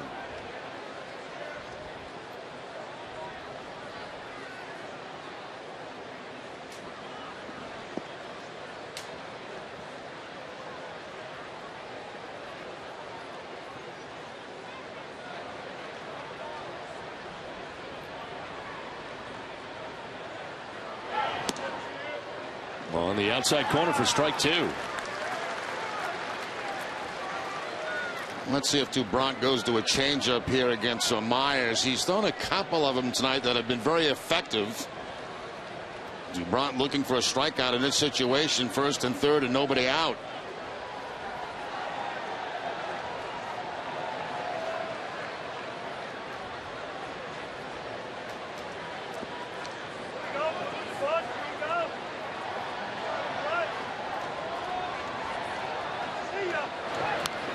Fouls it back. No changeup that time. A curveball from DuBrant. This ticket brings you the pitching line for Felix DuBrant tonight. 4+8 hits. Only the 1 run so far. He has walked 3, struck out 4, and a lot of pitches. 92 in 4+ innings. Give up a double to begin the inning to Evan Longoria. A single to Ben Zobrist. And it's 1st and 3rd for Tampa Bay. Red Sox stacked up on the left side of the infield here in the shift. Check on Zobrist, back to the bag at 1st. There's the shift on the left side for Will Myers.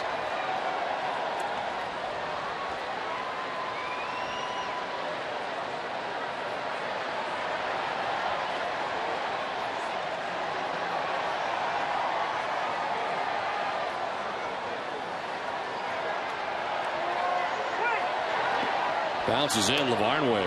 Nice job of blocking that with Longoria at 3rd base. That's one thing John Farrell was raving about this afternoon, how good Lavarnway has become behind the plate in not only calling the game, but the way he's handled himself, blocking balls, throwing runners at second base.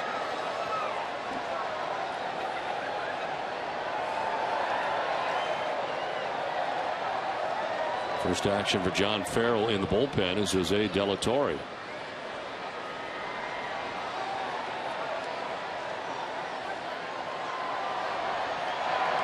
Myers gets out of the way of a pitch down and in, 2-2.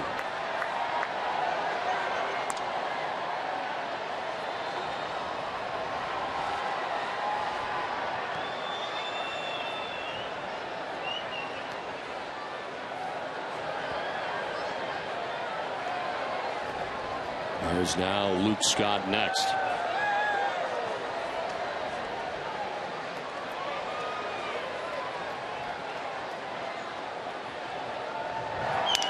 On the ground, left side to short. Drew will go to second for one, on to first. That is going to be late. The run scores. Evan Longoria in from third base puts Tampa Bay on top 2-0. Zobrist erased at second base on the force out, but Myers reaches at first. Yeah, Myers also runs pretty well getting down that first base line. The ball was not hit that hard. Very difficult to double up Myers. Run comes across. And Myers standing at first base. He does have 4 steals on the season, so for a big guy, he can get down that line.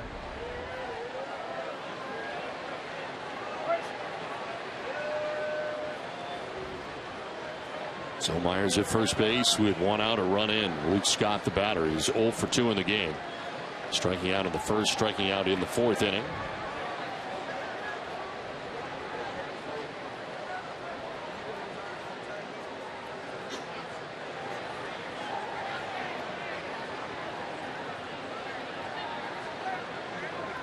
And DeBront backs off. He's going back and forth with Lavarnoy as to what to throw here.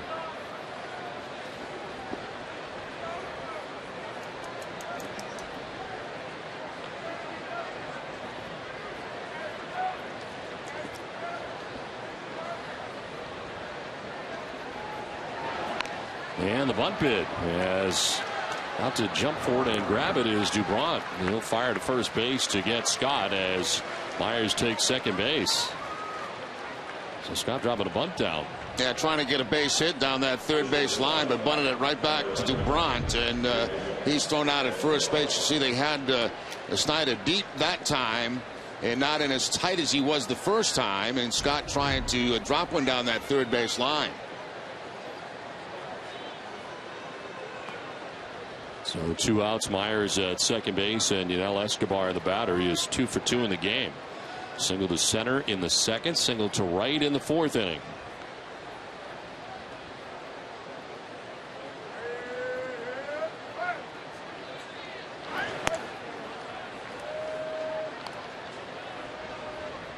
Rays got a run in the 4th inning. They've added a run so far here in the 5th.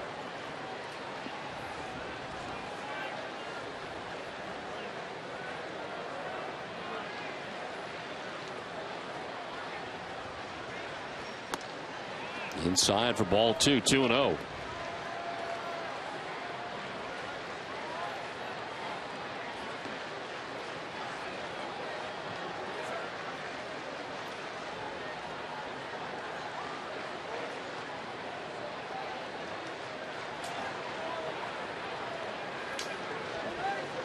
Rays have won 10 of their last 11 games when the left-handed pitcher has started. You have the 2-0 advantage tonight. Taking off for third is Myers. Throw to third is going to be late. Myers able to steal third base here with 2 outs in the inning. And with 2 outs, you can see the infield is very deep around second base, not really holding on Myers. With 2 outs, you generally play deep, and Myers takes advantage of that with a stolen base. So many more opportunities to score from third base than second with the 2 outs. They're going to give it to you, you take it.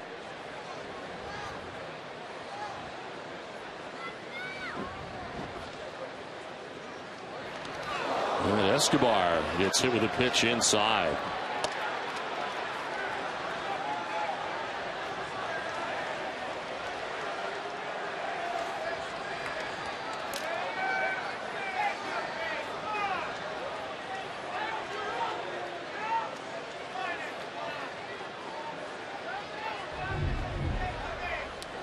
Exactly sure with the Scott Escobar, but it looks like right off maybe the elbow area.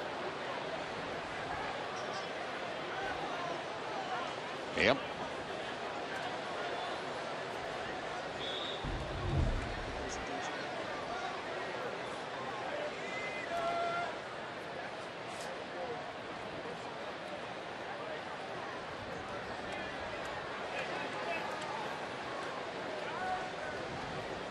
MLB.TV celebrates 11 years with new low yearly prices. Watch out-of-market games live on over 350 supported mobile and connected devices in HD quality with MLB.TV Premium.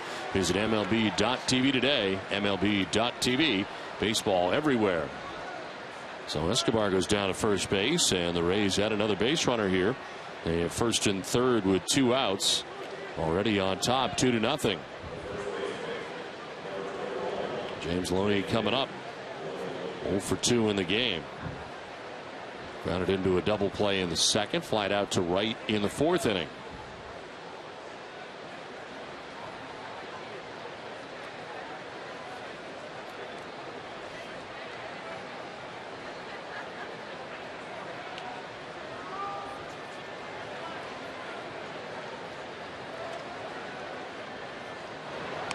And he drops the bunt down. And it goes foul. They're trying everything against Dubron this inning. Trying to generate another run. As Loney tries to drop one down that third base line.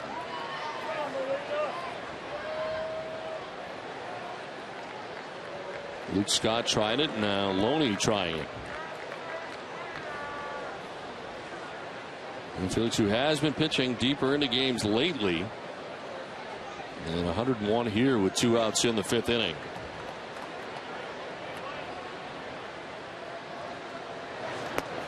Bouncing in for ball 1. Another good stop by Lavanway behind the plate to save a run.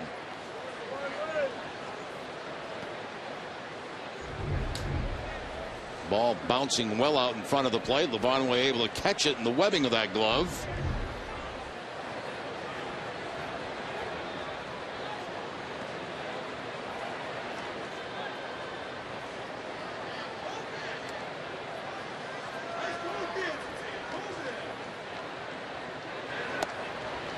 Inside for ball 2.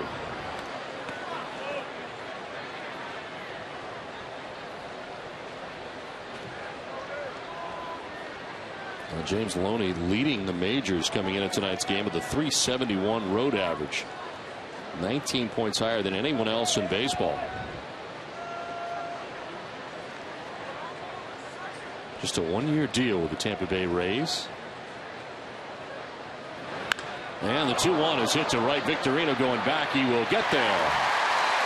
Well, the Rays add a run. We're halfway through this one. Tampa Bay on top 2-0.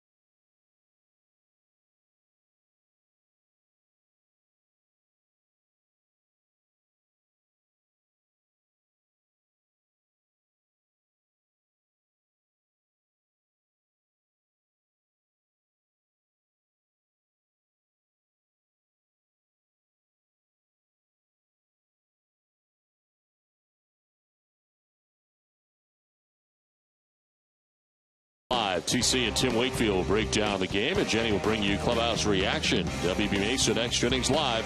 Can't go wrong when you buy right. WB Mason. Well, it's 2-0 as Tampa Bay adds another run in the top half of the 5th inning. We head for the bottom of the 5th. And it'll be Mike Napoli, Johnny Gomes, and Ryan Lavarnway to bat in the inning. David Price has 2 runs now. He's given up only 1 base hit through the first 4 innings and has retired the last 9 Red Sox in a row. Mike Napoli grounded out to shortstop in the 2nd inning.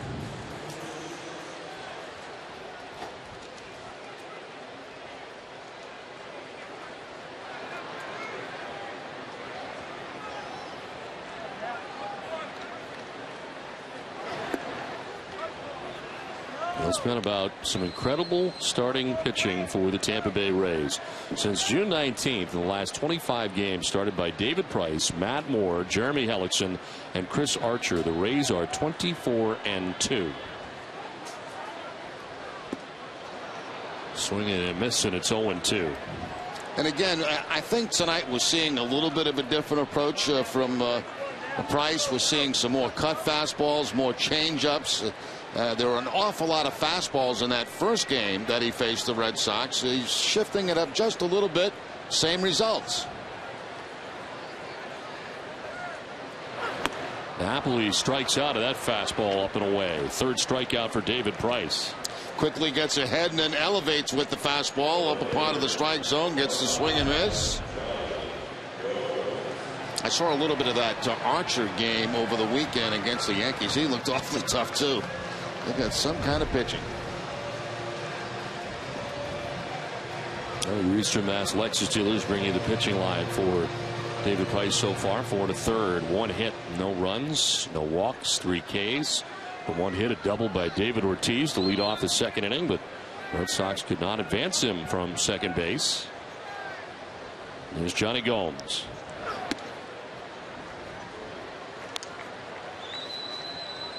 Gomes flied out to center field in the 2nd inning.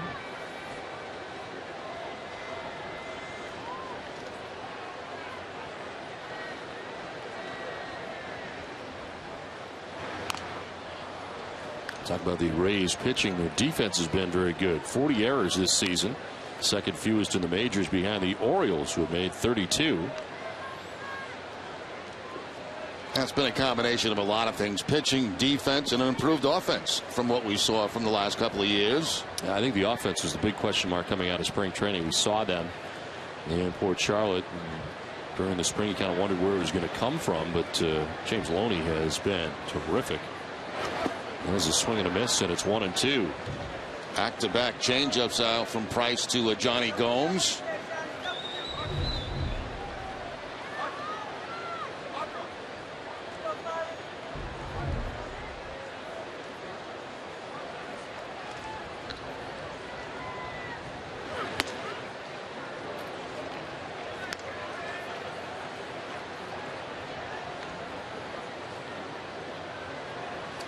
Jeremy Hellickson, part of the rotation for the Rays, and has been incredible.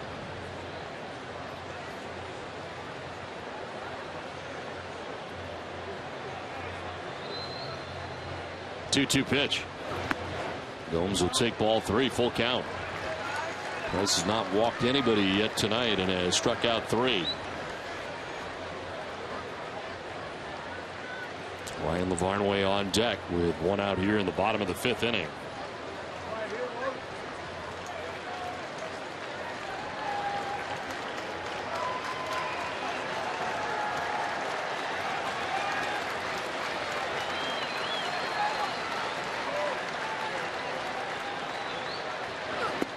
Gomes strikes out. Let's take with him the 4th strikeout for Price. Back-to-back Ks here in the 5th. Now that equals the number of strikeouts he had last time he faced the Red Sox. 4. That time fastball down and away. No argument from Johnny Gomes. He knew it was a strike.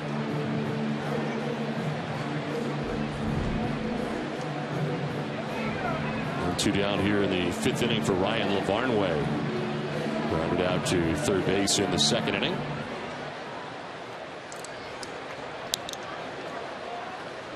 7 ground ball outs. He's got 4 strikeouts.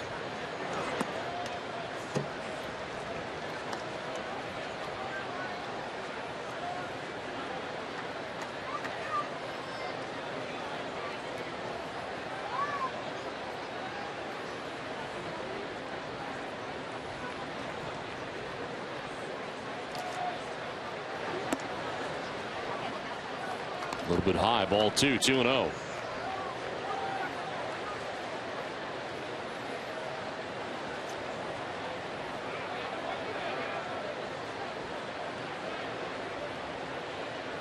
Price had 51 pitches with 2 outs here in the 5th inning. He's been very economical.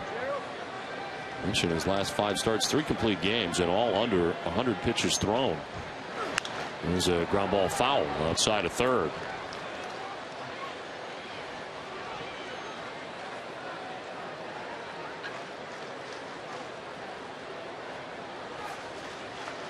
On the other side, DeBron at 104 pitches through the first 5 innings, and on the hook as he is giving up a run in the 4th, a run in the 5th.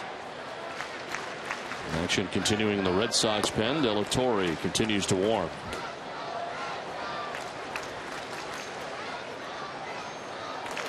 Two on is strike 2.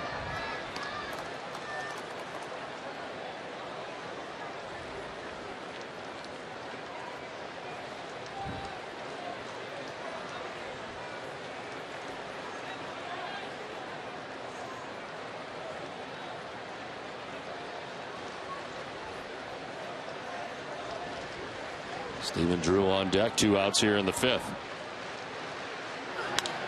Late swing, protective swing, fouled off to the grandstand area to the right.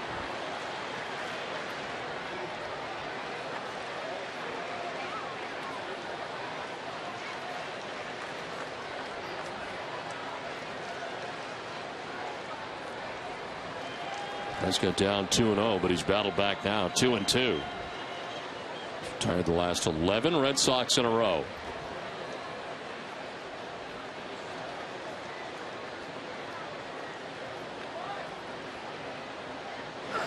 Lavarnway strikes out, and Price strikes out the side. 5 Ks in all.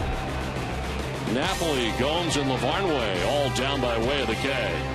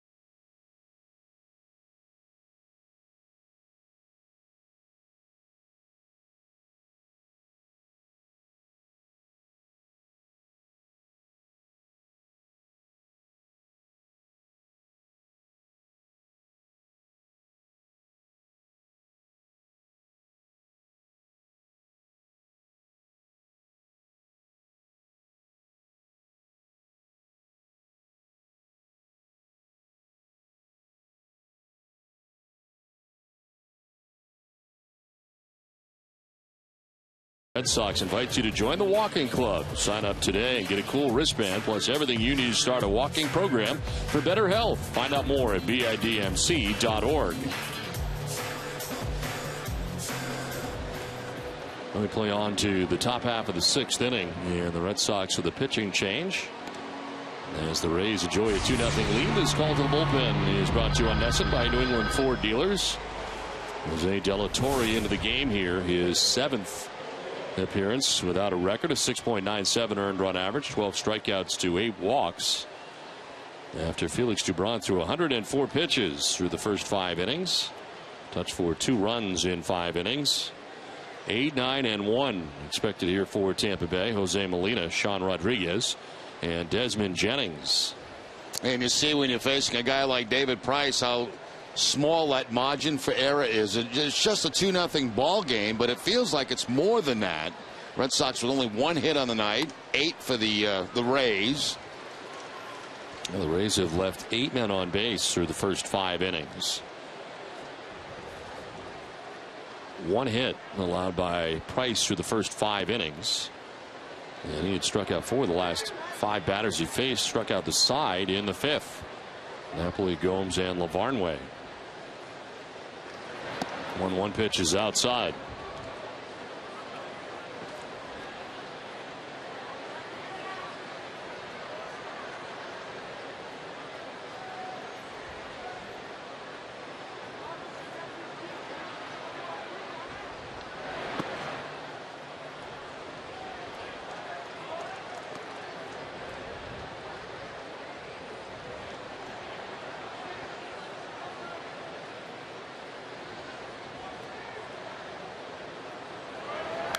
Molina fouls it off to the right, full count. Your thoughts on Felix Dubron tonight's 5-inning effort? Struggled, obviously with the high pitch count early in the ball game. I mean, even though he did struggle some, he kept it to 2 runs, which is okay. But the fact is, it was a little bit more like the beginning of the season where he had those high pitch counts early in the game.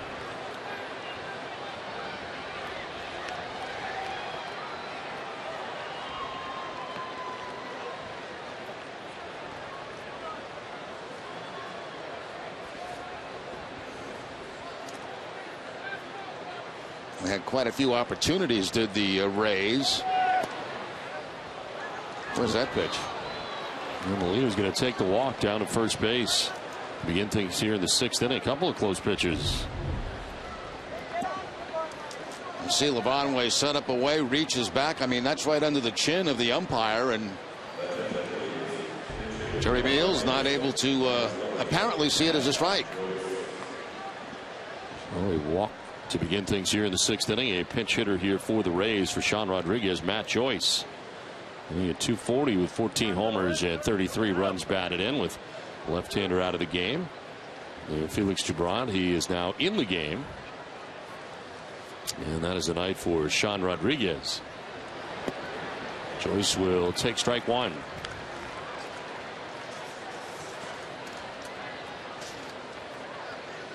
While Sean Rodriguez was in the game, he grounded into a fielder's choice and doubled.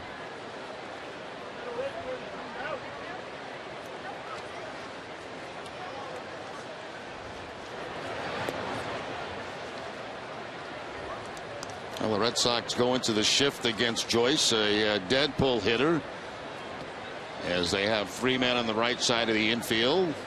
They leave Drew, the shortstop, in his position, but shallow. Joyce 4 for 16 this year as a pinch hitter.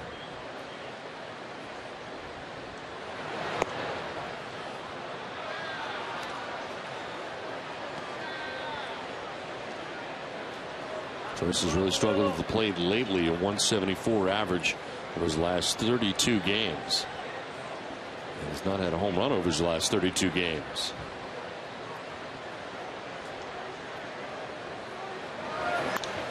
And pop it up foul off to the left out of play, and it's 2-2.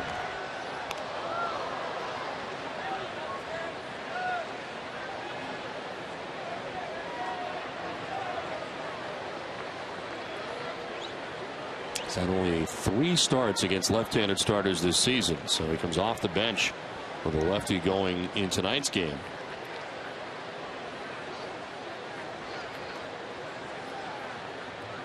Two-two pitch to Matt Joyce. Outside for ball 3. We'll see if they have Molina running at first base on the 3-2 count. If they do, they're banking on contact from Joyce.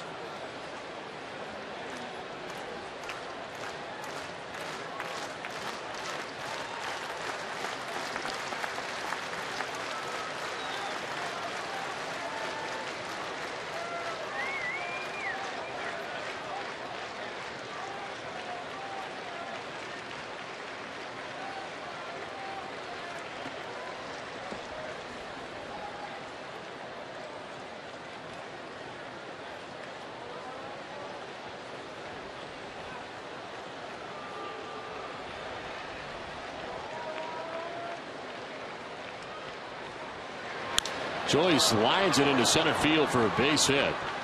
Molina takes second base, and it's first and second with nobody out. A pinch hit single here for Matt Joyce. Well, that position, the 9 position, has been productive tonight. 2 for 3, whether it be Rodriguez, who was 1 for 2, and now Joyce with his first at bat picking up a base hit. Let's send it down to Jenny. Well, Don, we want to remind fans at home to text their vote to 536-536 as far as where they like watching the games at Fenway Park the most. Again, that's A for the monster seats, B for the bleachers, C next to the dugout, or D behind home plate. Keep those texts coming.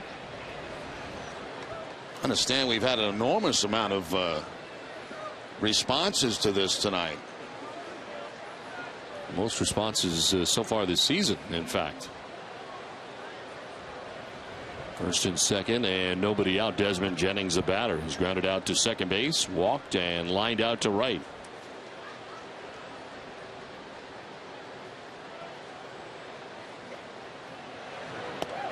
Jennings will take ball 1. So De La Torre coming into the game and giving up a walk to Molina to begin the inning, then a single, pinch hit single with that for Joyce.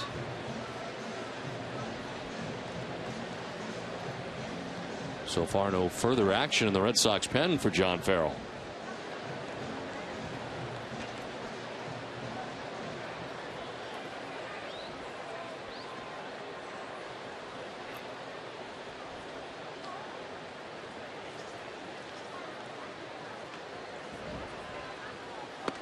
Swing and a miss, and it's a ball and a strike down to Jennings.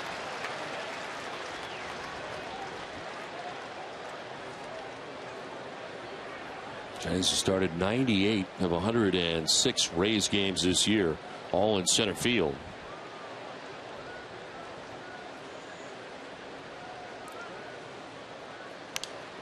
Pops it up foul off to the right and is down 1-2.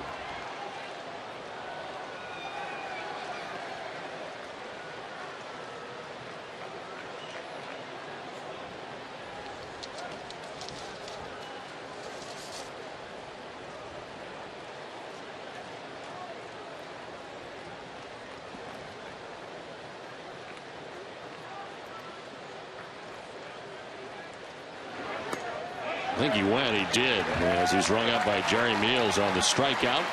De La Torre needed that. It's the first out of the 6th inning. A good 2-seam fastball that time by De La Torre as he goes inside, and this ball just continues to bury inside against Jennings. He cannot hold up the swing. Amica Insurance is the proud sponsor of the Amica Pit Zone.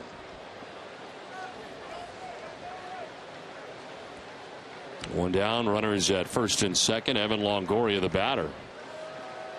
His 2 hits tonight, a single and a double. He scored a run.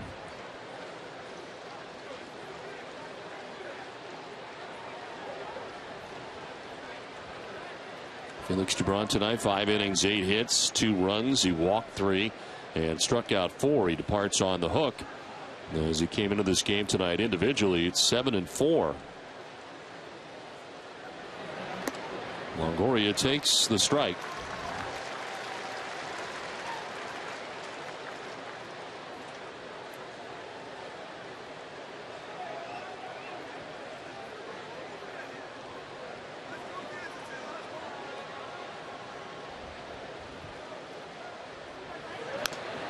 Foul at the plate. It's 0-2.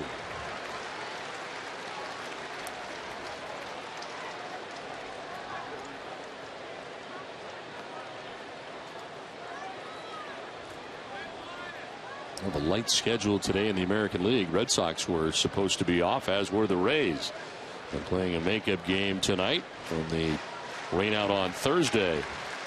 Toronto will be Oakland a little bit later. Then Chicago and Cleveland, LA and Texas. That's it. 0-2 pitch. And a grounder foul.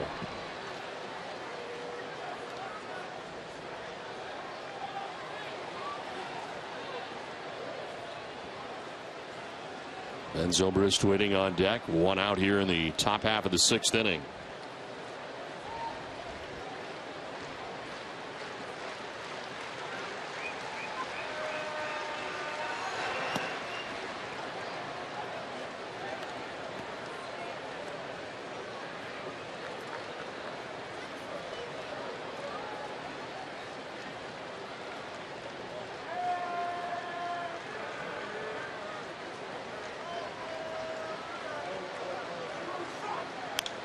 Another foul, same spot.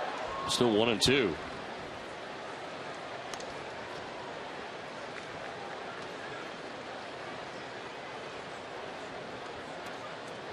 And since June 29th, Tampa Bay 21-4.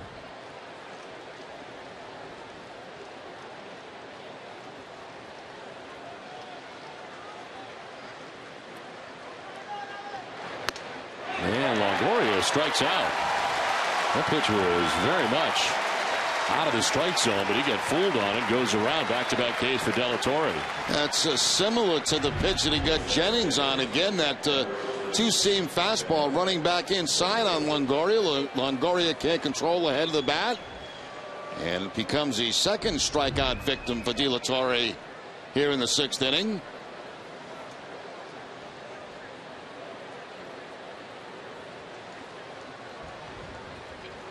Two down here in the 6th, and Ben Zobrist the batter.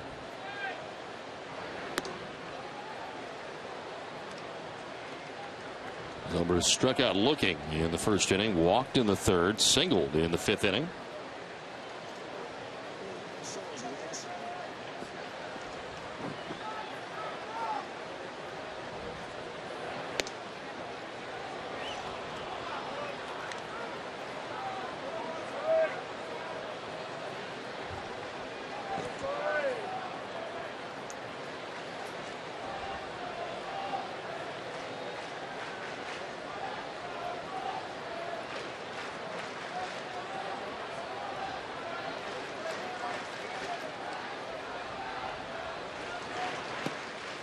Strike over the inside corner, 2-1.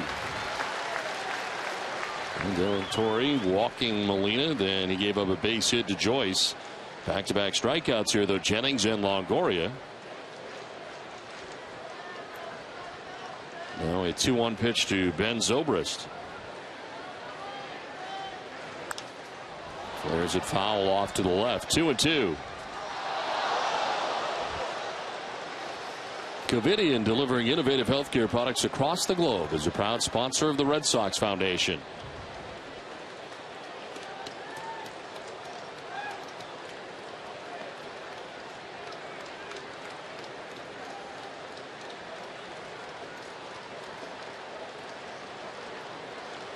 Two balls, 2 strikes, 2 outs here in the 6th inning. 2 men on here for the Rays.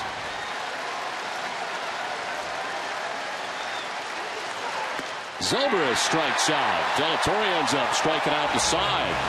It's 2-0 Rays.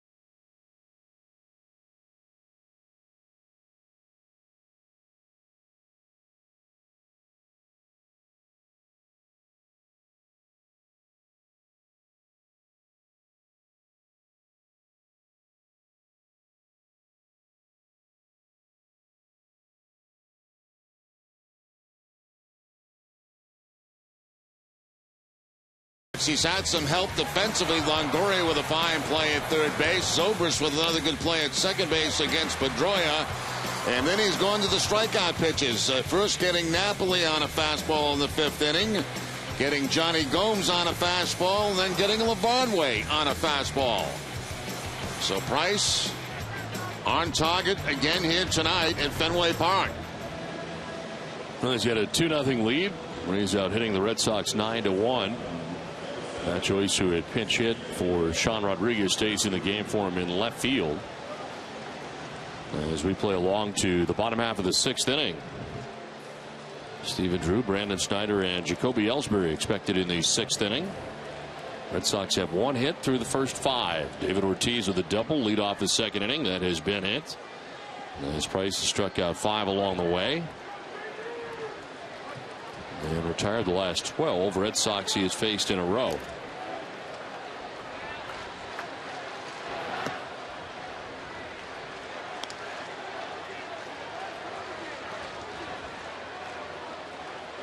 Del Toro doing a nice job after giving up a walk and a single, striking out Jennings, Longoria, and Zobrist, as Drake Britton now warms in the Red Sox pen. And his first few outings in the majors have gone very well.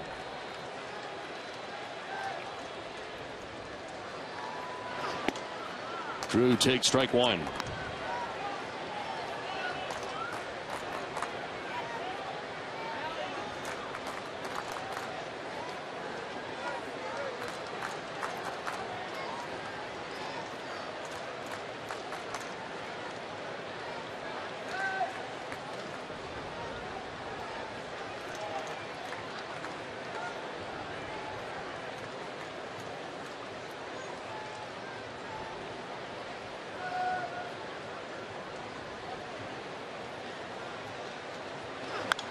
This is ripped foul. This beyond the Red Sox dugout.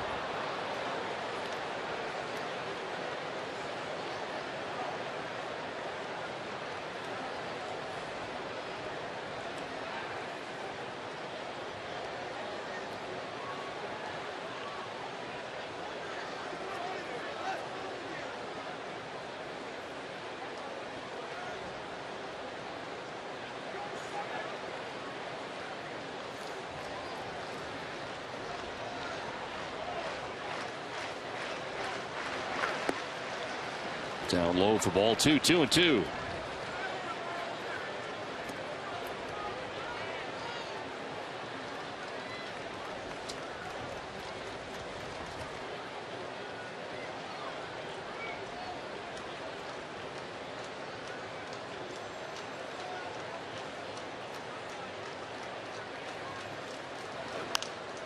Fouled off to the left, and we'll do it again. 2-2.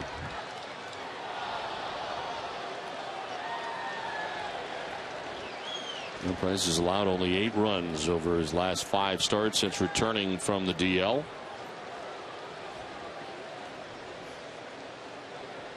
Brandon Snyder waiting on deck. Then we'll see Jacoby Ellsbury here in the bottom of the 6th inning.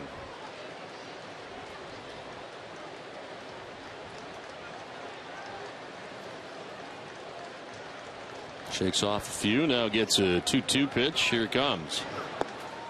And that is strike 3. Drew strikes out for the 2nd time looking tonight. And that is nasty right there from Price. A fastball at the bottom of the strike zone. Drew doesn't like the call, but it looked like a strike.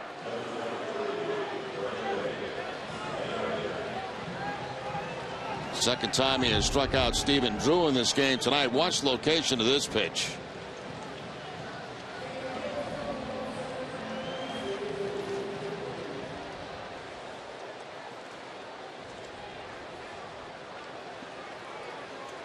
Four strikeouts in a row for Price.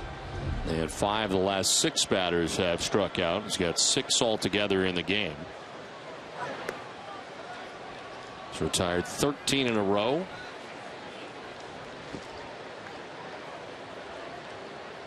Hardest he worked was the 5th inning. And that was the 3 strikeout inning, getting Napoli, Gomes, and Lavarnway in succession. Swing and a miss, and it's 1-1.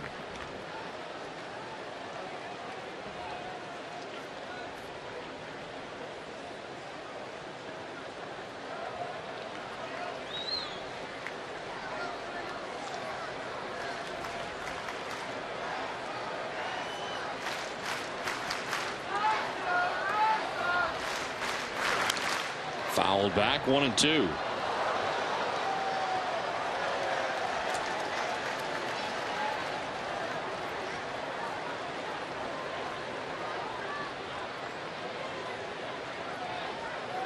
David Price coming in with a 1.96 earned run average here to Fenway Park in his career. The lowest ERA by a visiting starting pitcher since Lefty Grove had a 1.66 mark for the Philadelphia Athletics. This is in the air down the right field line towards the corner. Myers over, and that ball is going to be off the pole and gone. Brandon Snyder with a home run right down the right field line. Glances off the pole and gets the Red Sox on the board.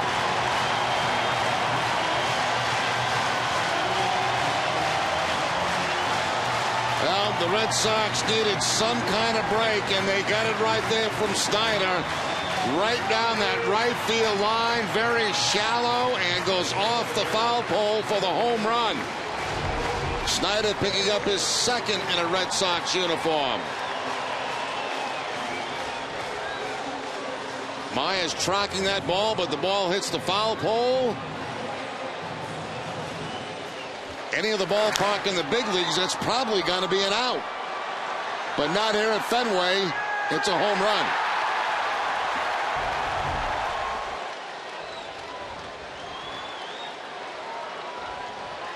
Now Jacoby Ellsbury, as the Red Sox have finally gotten on the board. Sox have now hit 109 home runs this season with the S&S Express.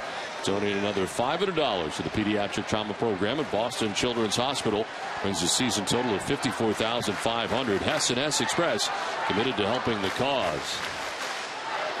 A 1-0 is grounded foul outside of first.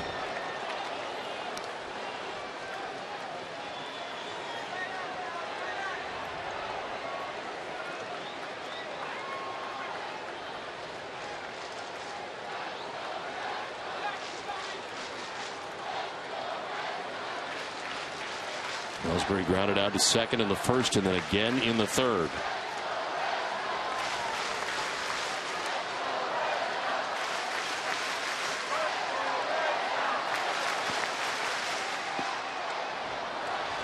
The strike and it's 1-2.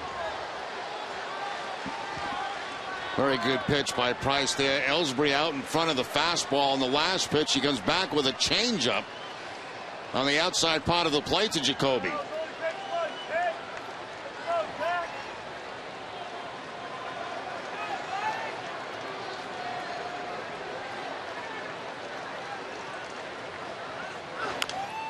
Grounded softly foul. We'll do it again, 1-2.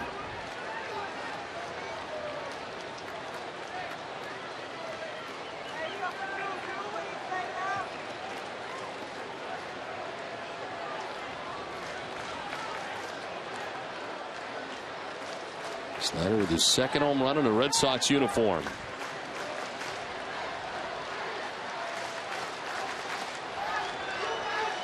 Pitch 70 coming up here for David Price with one out in the sixth inning. Ellsbury grounds it towards third baseman Longoria. His off-balance throw is in time. Got to get rid of it in a hurry. Bounding ball not hit that hard, and Longoria throws out Ellsbury. Yeah, charging the ball so he gets it on that big high hop. If it bounces one more time, it's a base hit for Ellsbury, but instead you can see Longoria charging that ball hard, gets rid of it quickly, and gets the out at first base.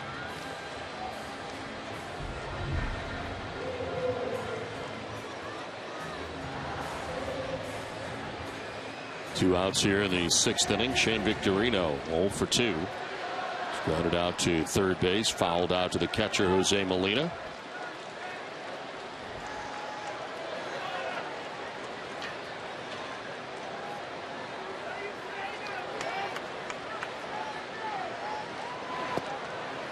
And there for strike one to Victorino.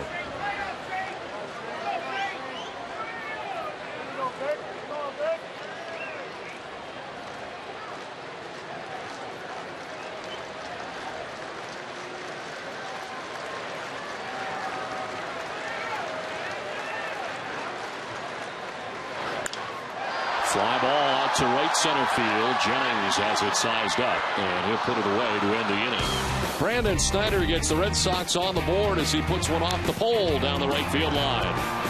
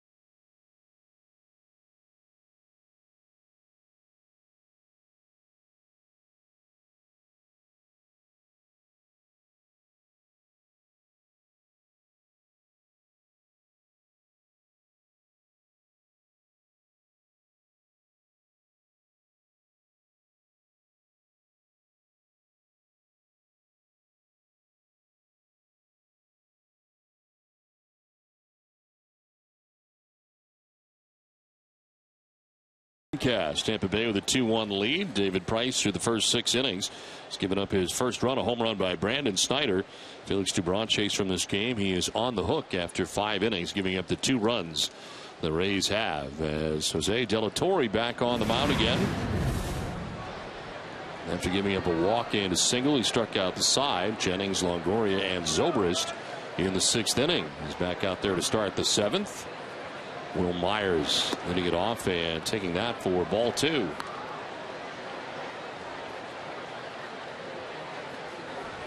Myers singled in the first inning, grounded into a double play in the 3rd, and reached on a fielder's choice in the 5th, picked up an RBI, his 27th of the year. 2-0 delivery. He is going to miss for ball 3.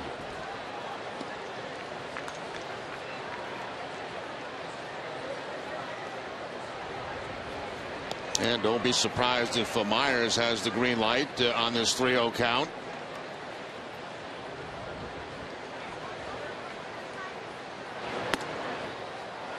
And he takes ball 4. I think a pretty good pitch. Even Myers wasn't going to run down to first base on that one. That's John Farrell coming out of the dugout. 2nd straight inning that De La Torre has walked the first batter that he faces, and he's got Drake Britton ready to go in the pen. So John Farrell out there to make the change here in the 7th inning. Lead runner on for Tampa Bay. The pitching change from Fenway.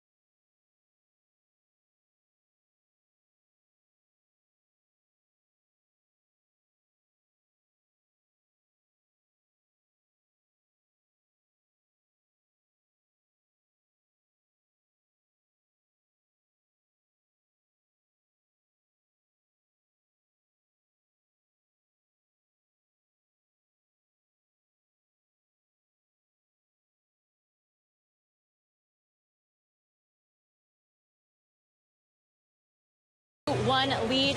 Normally, Red Sox manager John Farrell and Red Sox GM Ben Cherington speak once a day, but recently it's been 4 or 5 times a day with the trade deadline coming up on Wednesday. And Farrell realizes Cherington has the hard job of balancing both the team now and then the future of the organization, but said that Cherington is truly focused on making sure the team is the best it could be at this moment. So, Jerry, I open it up to you. In your opinion, what does this team need in this trade deadline? I think in an ideal world, they would obviously like to have more pitching. I think every team would like to have more pitching.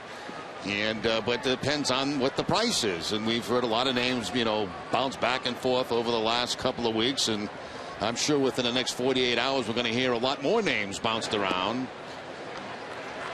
But I think, the deeper you are in pitching, both in the bullpen, both in the starting rotation, the better off you are. So that would be my guess. Drake Britton into his 5th game of the year. Has not given up a run in 4 innings. John Farrell's been pleased with the way that he has pitched so far for the Red Sox in the majors. Started the year at Double-A with Portland, and 1 appearance in Pawtucket before reaching the major leagues. Good example right here, Don. A guy like Britton, how deep the Red Sox have had to dig in their minor league system to get help in the bullpen because of injuries this season.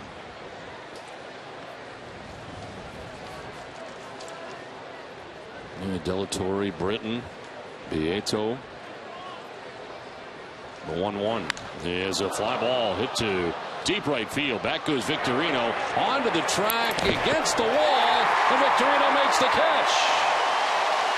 Back to first goes Myers. Shane got back there as far as he could go and then made the grab. And I think Rob's got a home run. If he isn't back there, it's gone. It certainly looked that way. He got himself back to the warning track and then backpedaled the rest of the way. That ball hit high and long by Luke Scott. Victorino goes back, reaches up, and yes, takes a home run away from Scott.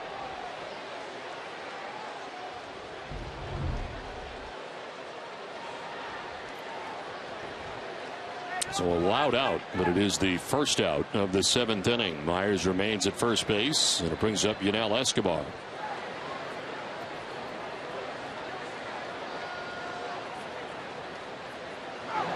Escobar has been on base 3 times in the game tonight. A single in the 2nd, a single in the 4th inning, and was hit by a pitch in the 5th inning. It looked like he got hit in the elbow last time, and he's got a protective guard on this time.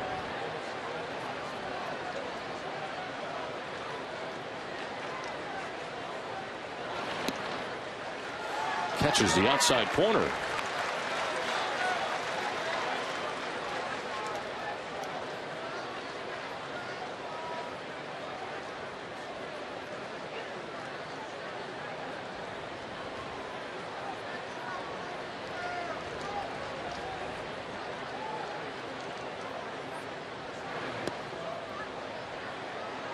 Britton has thrown a scoreless inning in all 4 outings this year to begin his major league career, coming into tonight's effort.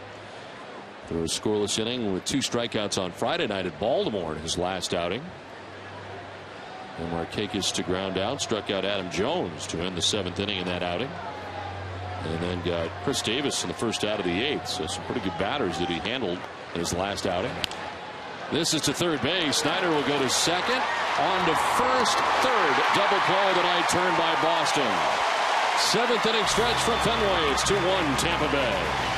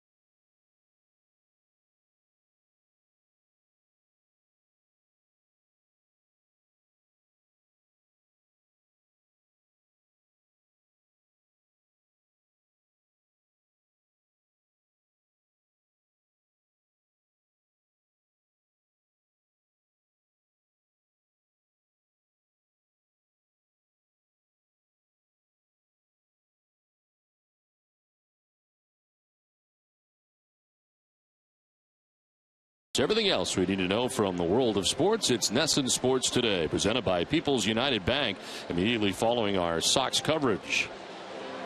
Now it's 2-1. Tampa Bay on top of Boston here as we head to the bottom of the 7th inning. David Price working into the 7th, 72 pitches deep into his outing. And it'll be Dustin Pedroia, David Ortiz, and Mike Napoli coming up here in the 7th.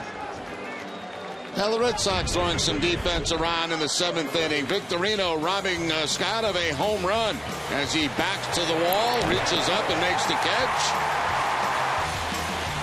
And then the Red Sox turning over an inning-ending double play. Snyder to Pedroia to Napoli.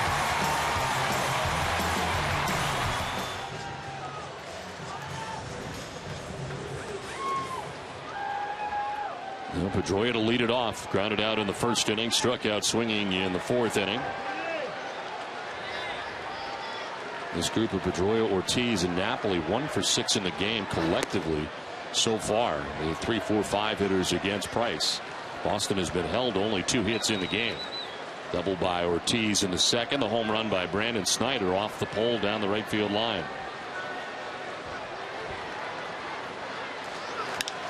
Fly ball center field. This will stay in the yard. Jennings backpedals and makes the catch onto the track for the first out of the inning. It's time for a Toyota game break. Here's Tom Caron.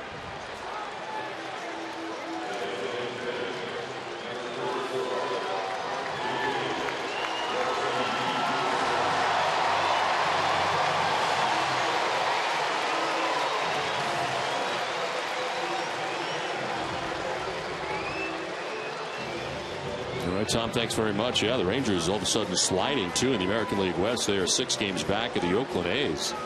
That has happened pretty quickly as the A's have gotten some separation. David Ortiz bats with 1 out here in the 7th inning. Tampa Bay on top 2-1.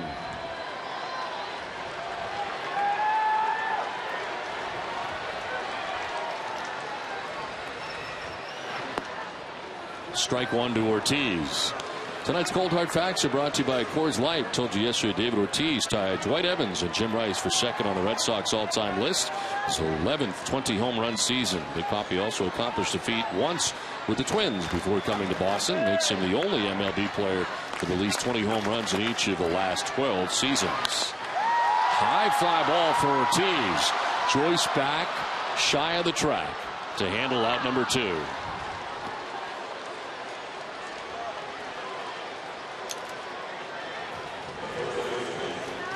So 2 long flyouts here in the 7th off Price. And it brings up Mike Napoli.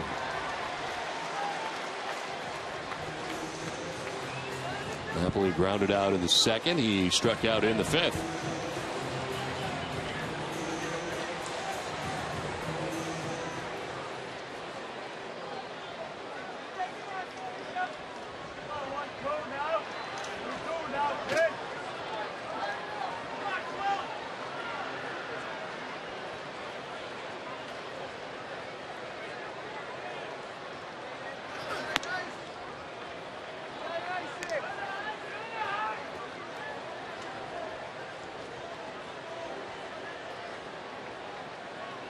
Johnny Gomes on deck.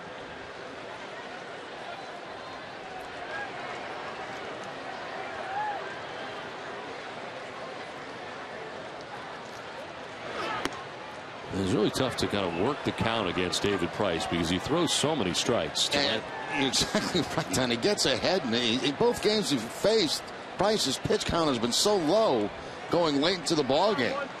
Just attacks the strike zone. 3 complete games of his 5 last starts since coming off the DL, and all of them have been under 100 pitches. As he jumps ahead here 1-2. Tonight he is throwing 76% strikes. And that fastball, that last fastball of Napoli at 95 miles an hour. This will be his 80th pitch, and 60 of them so far have been strikes.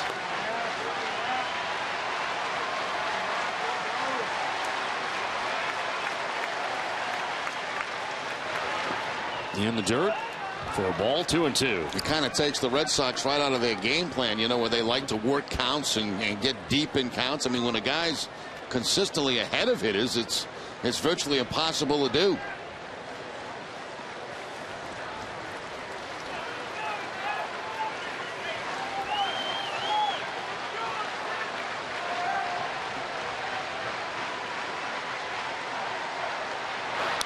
Napoli fouls it off.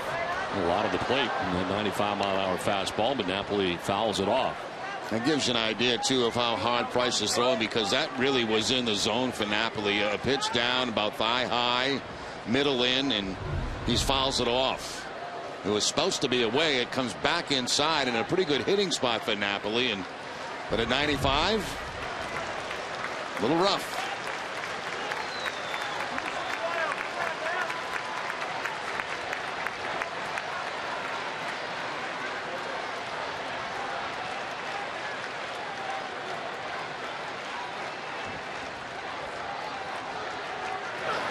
Napoli strikes out on a 96-mile-an-hour fastball. Strikeout number 7 for Price, who's through 7 with a 2-1 lead.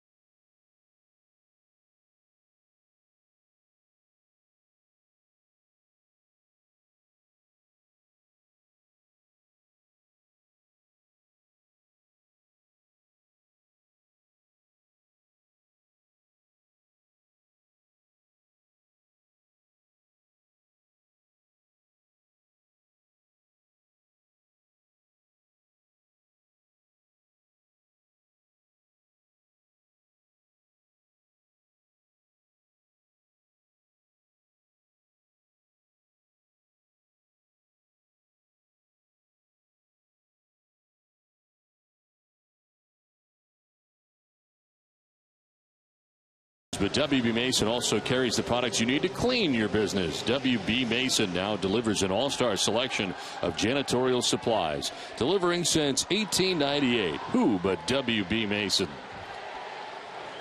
2-1 Tampa Bay on top of Boston as we head to the 8th inning. James Loney leading it off here for the Rays.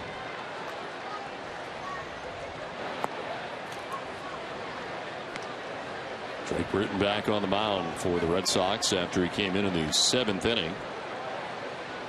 And Scott to fly out and then induced a 5-4-3 double play, grounded into by Yunel Escobar.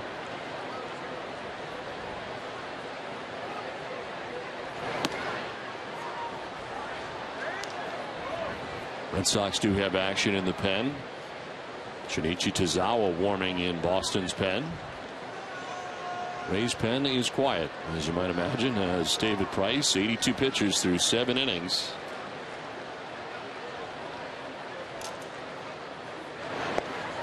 That's a strike, 2-1. No fastball for Loney on the 2-0 count. Britton goes with the breaking ball to pick up a strike. Curveball that time.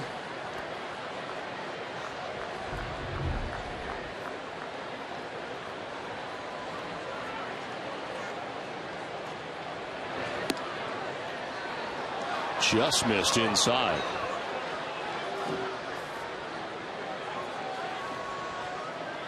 So instead of 2-2, it's 3-1.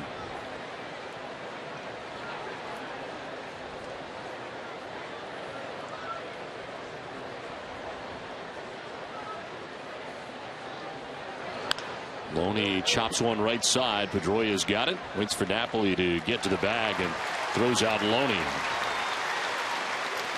We'll get set for every Red Sox game on NASA with Red Sox Game Day Live, presented by DCU.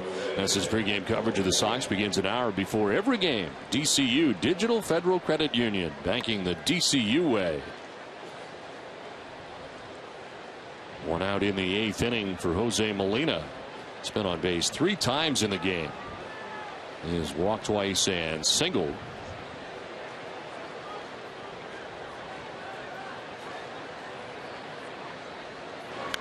This one fouled off to the right. Not only have the Tampa Bay Rays put together 9 hits to the Red Sox 2, but they've also walked 5 times in this game and have had a batter hit. So they've had plenty of base runners, but only have the 1-run lead on top 2-1. They have left 10 men on base.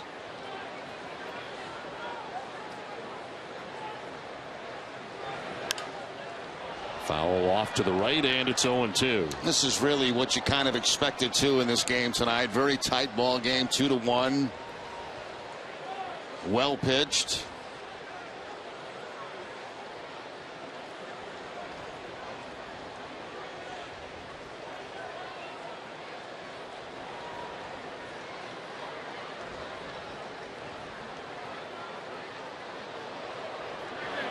Molina fouls off another.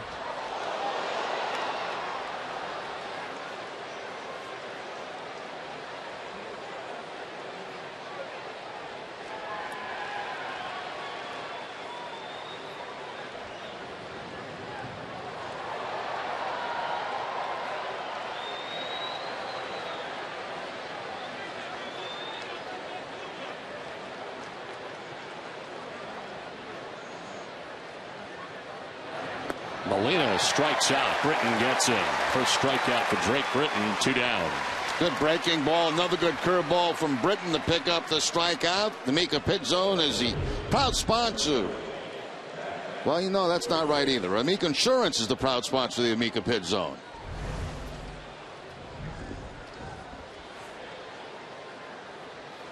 Two outs here in the 8th. And Matt Joyce getting his second at bat. He pinch hit in the sixth inning and had a pinch hit single.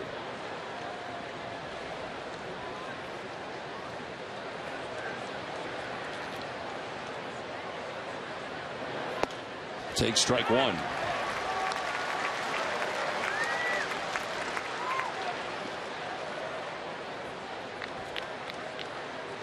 Red Sox in the shift on Joyce. Dustin Pedroia in short right field.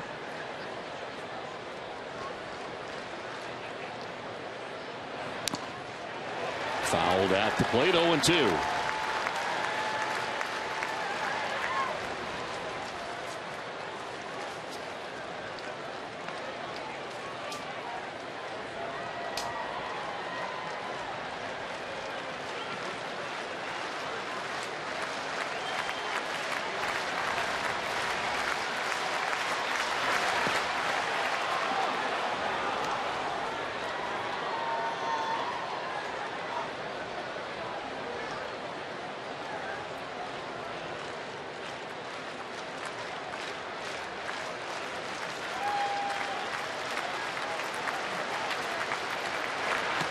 Outside, 2-2.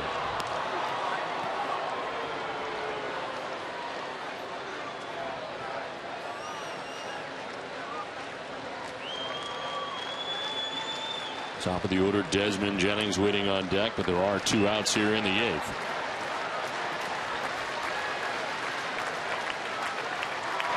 Joyce strikes out. What a job by Drake Britton. He pitches the 7th and the 8th. It's 2-1 Rays.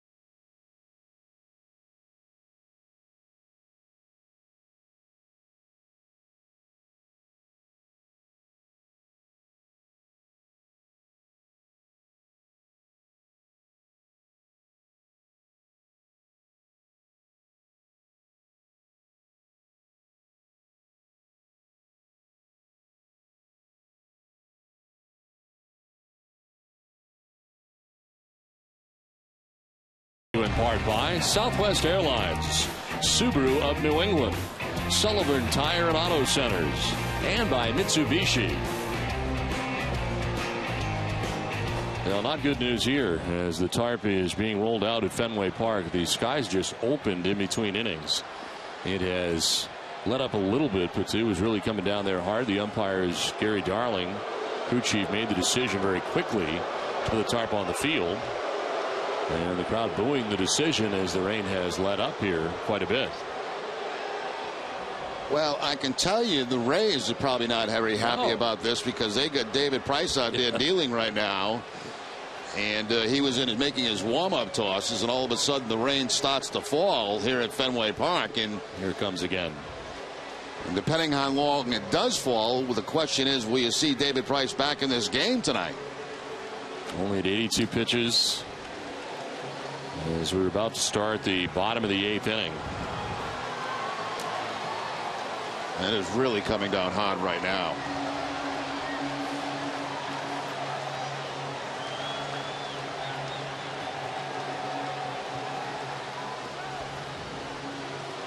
We had a lot of rain before the game, but the game started on time tonight. Did not rain again until here in the 8th, and coming down very hard now at Fenway Park, as you can see. And what has been a tight ball game tonight. Red Sox have been held only 2 hits, a double by David Ortiz in the second, a home run by Brandon Snyder. Pesky pole down the right field line in the 6th inning.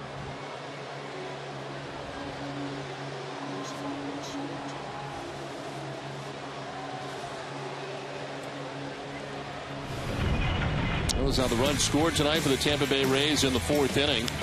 Sean Rodriguez with a double that scores Yunel Escobar with the game's first run. Then in the 5th inning, ground out by Will Myers will score Evan Longoria with his second Rays run, and they took a 2-0 advantage. The only run of the night for the Red Sox on their second hit of the night came with 1 out in the 6th inning. Brandon Snyder, it's his second home run in a Red Sox uniform, and hits the pole down the right field line. And that has been all the scoring in this game. Again, Tampa Bay has had plenty of other opportunities in this game, as the Rays have left 10 men on base through the first 8 innings.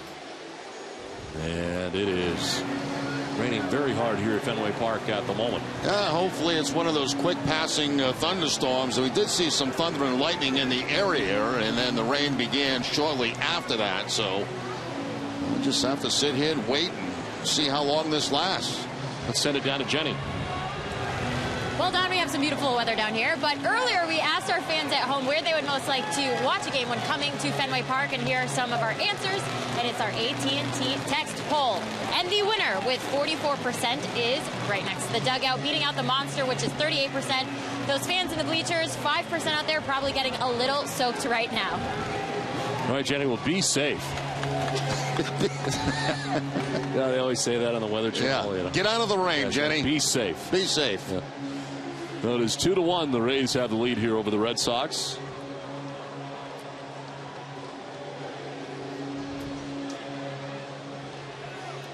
And apparently, it looks like this may not last all that long. We will find out. But in the meantime, we are in the midst of a rain delay at Fenway Park as we send it to Tom Caron.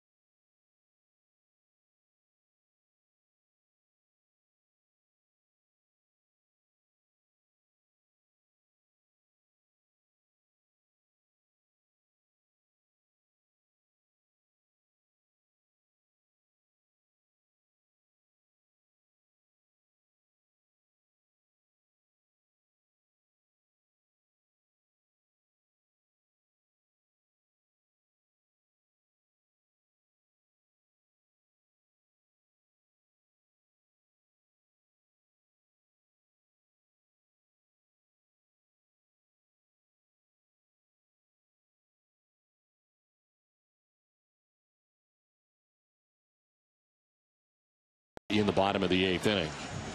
Well, not only has there been very good pitching in this game, there's also been some nice defense played in the game, and that generally happens when there's a well-pitched ball game.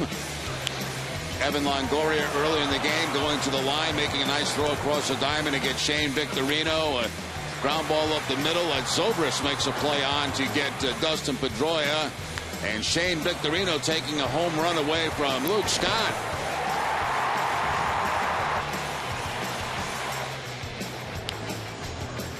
Red Sox turning over a double play. It's been a very good ball game here at Fenway Park tonight, as a 2-1 score would indicate. And the Red Sox still with 6 outs to go in this game to try to pick up a victory, but to trail it by the 1 run.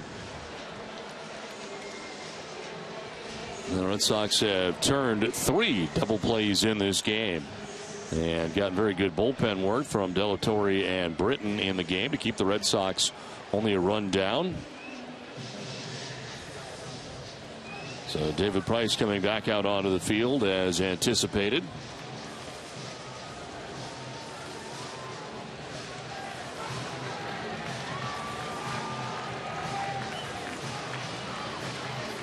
Seven innings, 2 hits, the 1 run, the home run by Brandon Snyder, no walks and 7 Ks.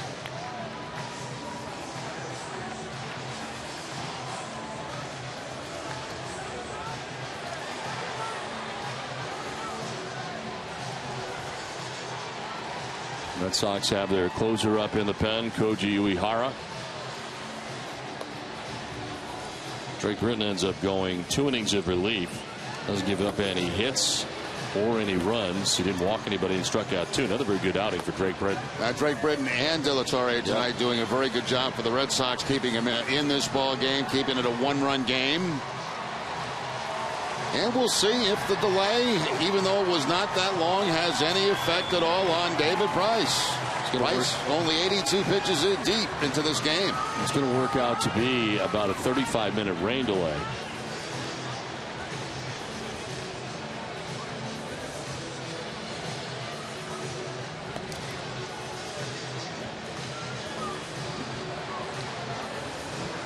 We do not have anybody else up in the pen at the moment as Price starts this bottom of the 8th inning. Well, don't forget, NESN's post-game coverage of the Sox begins right after the game with WB Mason Extra Innings Live. Tim Wakefield joins TC, bringing the highlights, and Jenny will bring you reaction from the players. WB Mason Extra Innings Live. Can't go wrong when you buy right. WB Mason. Well, the Red Sox can only hope that the 35 minutes that David Price had to sit will work against him here. They have been held to only 2 hits on the night. You know, it's been interesting watching Price in this game. It seemed like earlier in the game he was throwing a lot of cut fastballs, some breaking balls, a few changeups, and it seems like as the game is going on, his velocity got a little bit better, throwing 95-mile-an-hour fastballs. He's just been, it's been pretty much like the last game that he pitched, although the last time he pitched here and won, I thought he threw more fastballs in that ball game than he has tonight. I don't have stats to back me up on that, but it just appears that way to me, that he was throwing more of the straight fastball to get outs. Change for the Rays as this game gets back underway. New Hampshire native Sam Fuld has taken over in left field. He's the 3rd left fielder in this game for the Rays. Sean Rodriguez started the game there. Matt Joyce then came in, and now it is Sam Fuld. Johnny Gomes will lead it off here in the bottom of the 8th.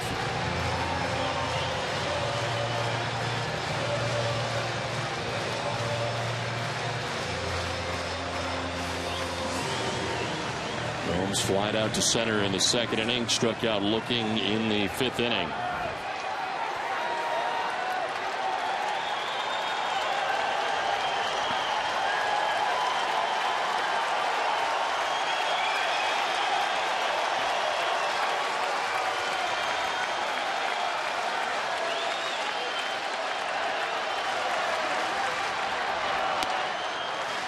Ball 1.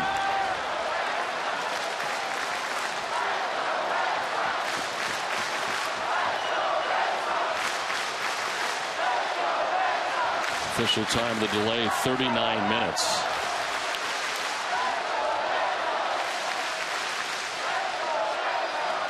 1-0. Is up high, 2-0. Has come out in the first two pitches have been a cut fastball and a changeup to Johnny Gomes.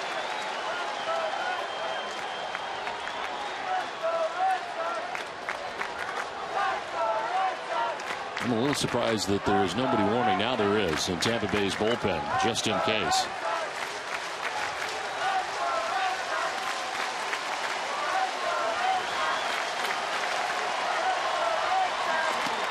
That's ball 3-0.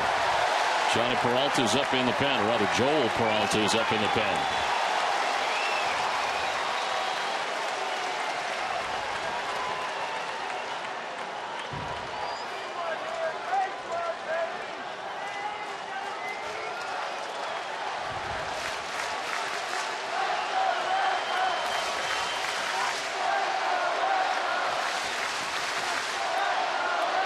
Price with a 3-0 pitch.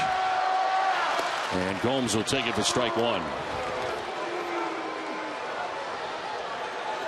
There were times in this game when he was operating at 95, 96 miles an hour. And that was a get me over fastball right there at 91.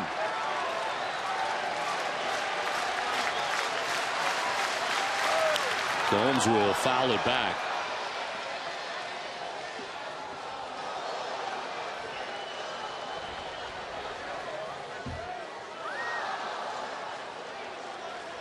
Gomes, Lavarnway, and Drew expected in the inning.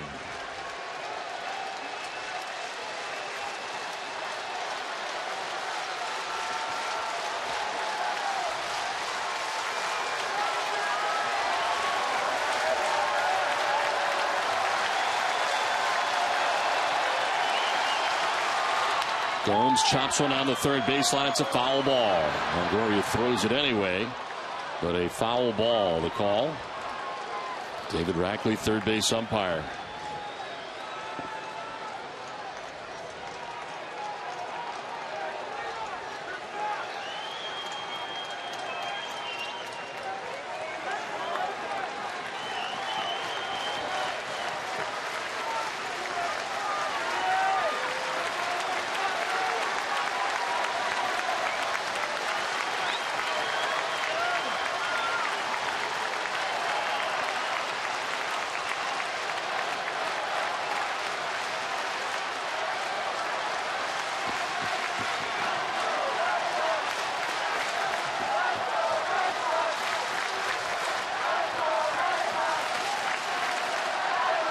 Three-two pitch.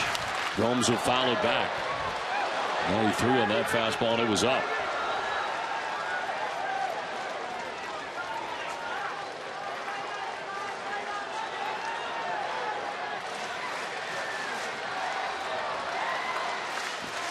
David Price coming back out after a 39-minute rain delay. Full count to the first batter that he faces. 90th pitch of the game for David Price. And Gomes strikes out. He thought he had ball four, but instead he strikes out for the second time tonight. 8th K for David Price. Well, it looked like a piece of that fastball did get the outside corner on Johnny Gomes. Wow. Joe Maddon's going to make the change. Take a look at the last pitch from Price of the night. Just barely on that outside corner for the strike. I guess he didn't like what he saw with that one at bat. And then you bring him back out after 39 minutes, and then you let him face one batter. So David Price is done. Joel Peralta will make his way in. It's 2-1 Tampa Bay.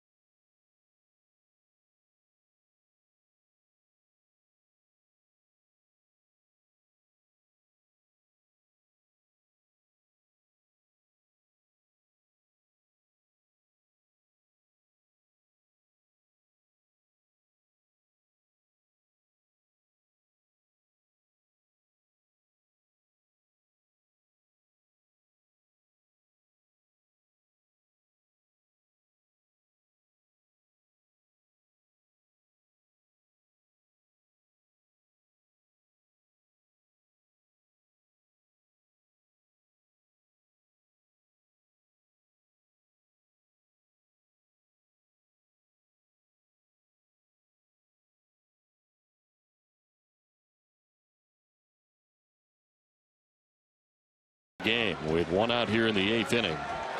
And Ryan Lavarnway ready to face Joel Peralta, his 53rd appearance of the year. 1-4, 3.00 earned run average. Opponent sitting at 170 against Peralta. Ryan Lavarnway 0 for 2 as he takes strike 1. They're really shading Lavarnway to the opposite field, especially center fielder Desmond Jennings, and Will Myers very shallow in right field.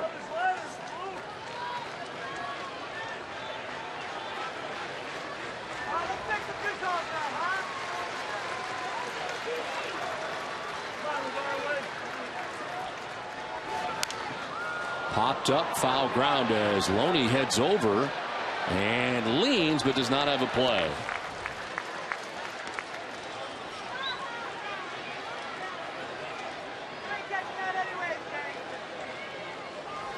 So Barnway with another chance here.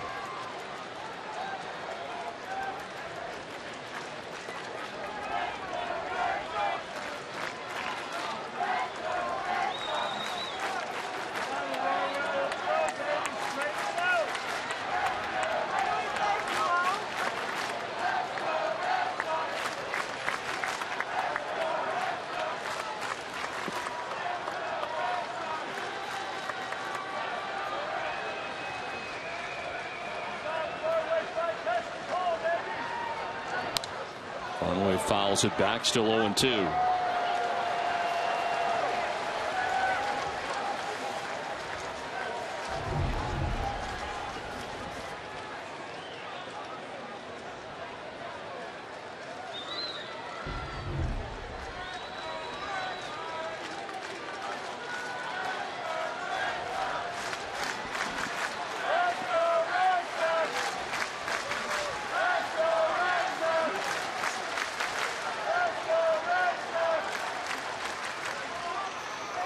Barnway backs out, 0-2 the count.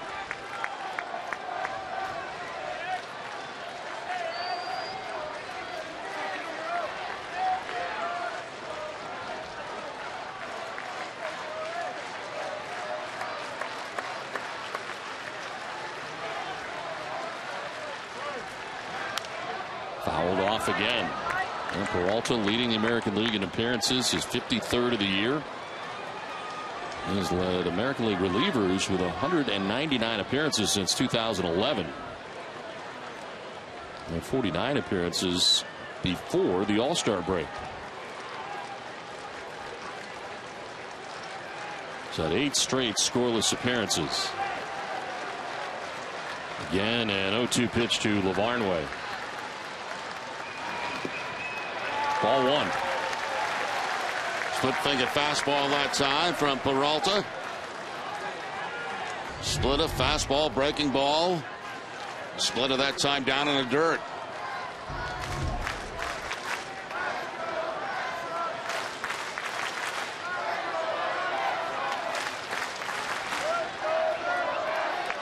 All David Price can do now is watch the bullpen work as he leaves after 7 1/3 innings.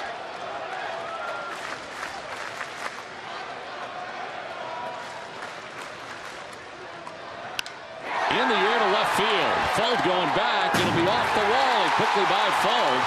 Lavarnway is going to head for second base and get there with a 1-out double off the wall. Now that's a break there for the Red Sox. Fold went back to the wall thinking maybe he could make a catch, and that ball caromed very hard off the wall back in towards shortstop. And that allowed Lavarnway to get in a scoring position. It was a high split-fingered fastball that he caroms off the wall.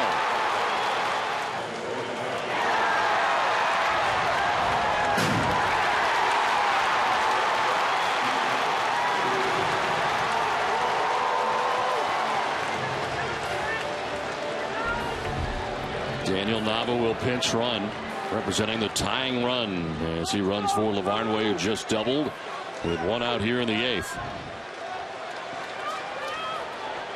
Stephen Drew coming up here. He has struck out twice. That was against David Price.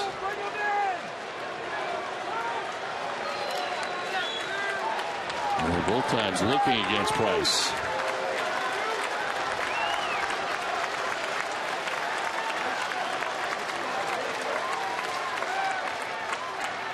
Drew hits one in the air to deep right field. Myers going back, still going. It's over his head and off the bottom of the wall. Nava will be stopped at third base. He took a very long look at what was going on in right field and thought Myers might have a chance to come up with that, and he got a very late break.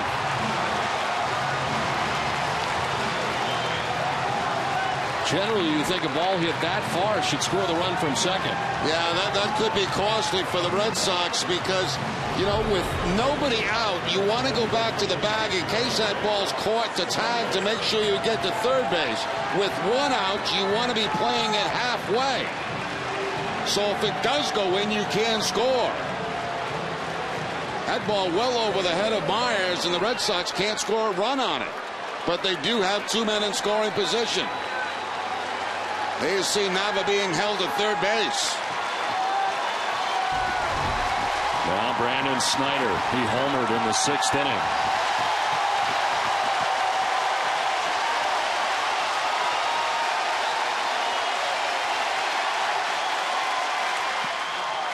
Strike one.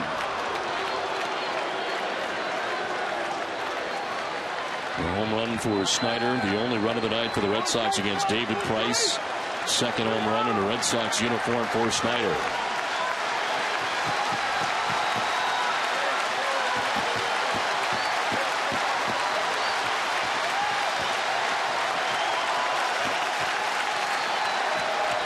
Red Sox still have a left-hander on the bench in Mike Carp.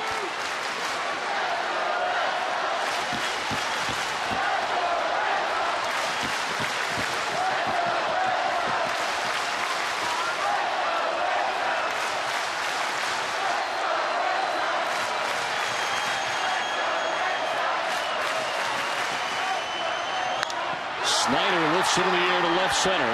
Fold will move over and get himself ready for a throw. Makes the catch. Nava's coming plateward. The throw will be in time. They got him.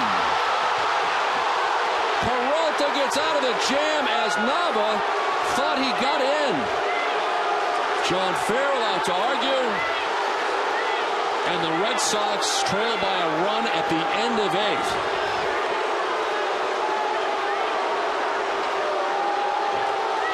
Tough to tell at first look how well Molina blocked the plate as Farrell will be ejected.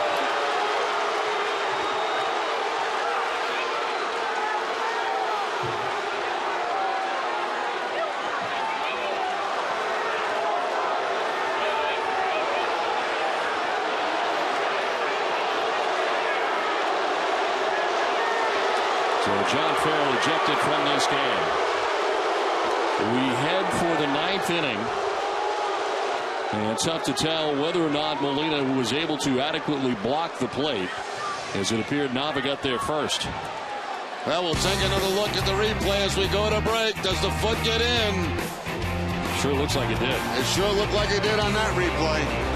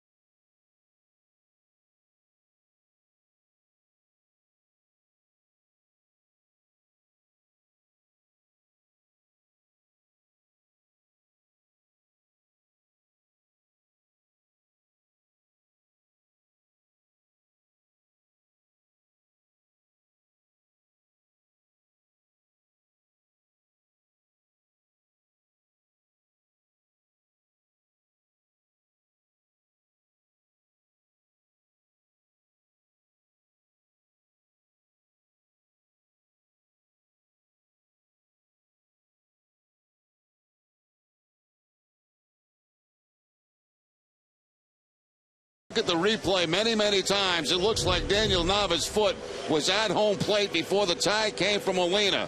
From this angle, it looks like the foot's there, then the tag. Pretty clear right there.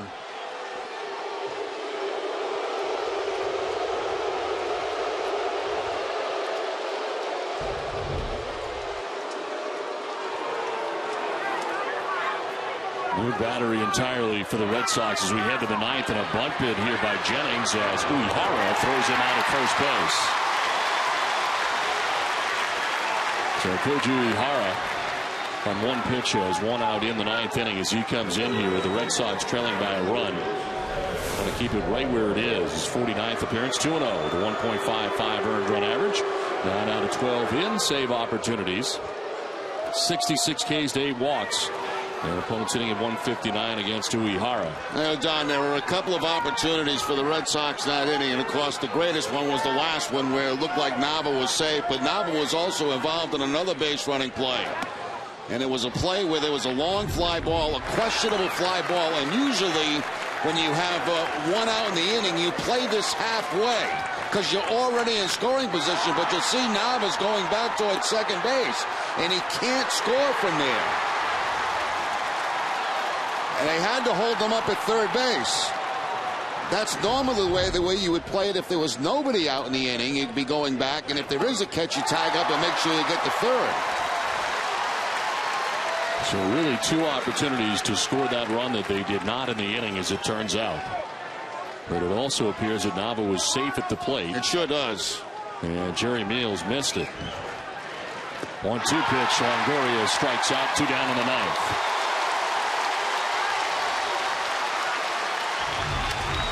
Split-fingered fastball here from Uehara to pick up the strikeout. Red Sox have got excellent work out of their bullpen tonight. Yeah, Delatorre inning, no runs, gave up 1 hit. Drake Britton 2 innings, 2 strikeouts. Uehara's got 2 outs here in the ninth.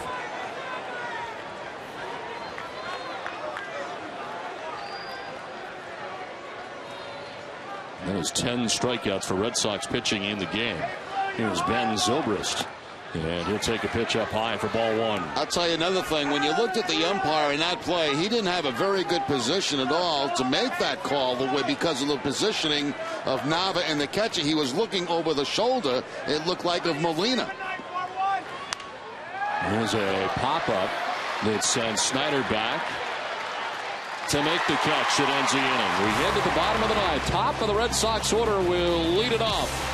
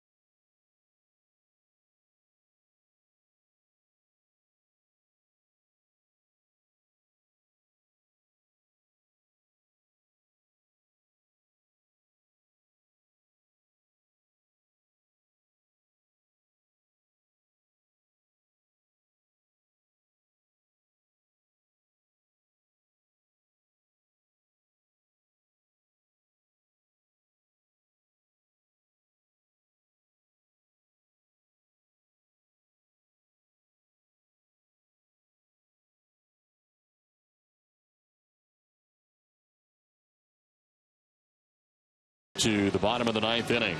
Well, we've got to go back again and look at that play at home plate with Daniel Nava coming in. Now, here's the slide. It looks like he's got the foot in before the tag. But look at the umpire. He looks like he's reaching around to see the play at home, and it's almost like he was blocked by Molina. Nava right away thought he was safe. This is a very good look at it right here. Now, right there, the foot is on home plate, and then comes the tag.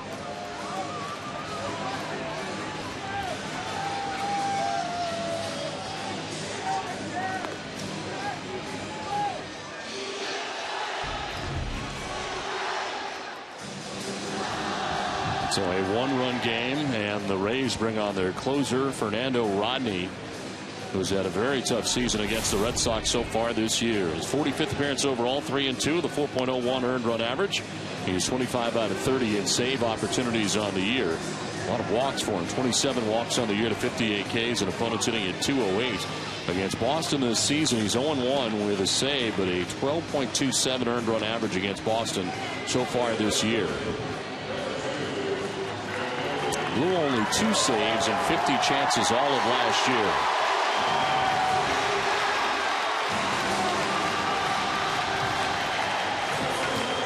So Peralta ended up going 2/3 of an inning and gave up 2 hits, but no runs. Didn't walk anybody, nor did he strike anybody out. And Fernando Rodney on for the bottom of the ninth. The Red Sox have the top of their order, and Jacoby Ellsbury leading it off.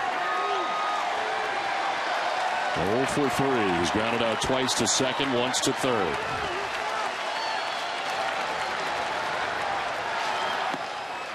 First pitch in there for a strike, and the first pitch is a changeup.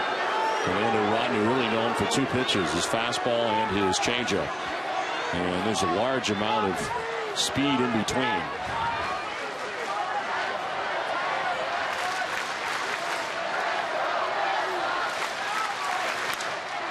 To left field, and it'll drop in for a base hit. Ellsbury starts the ninth with a single to left. That was the fastball. And right down, he started him with the change. He goes to the fastball, and Jacoby just kind of lifts it in a left field for the base hit. That ball, pretty good pitch, down and away.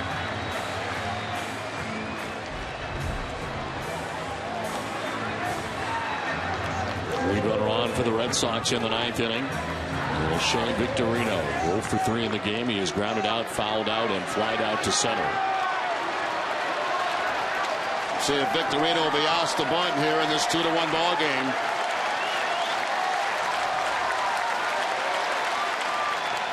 He does lay down a bunt, but it's foul.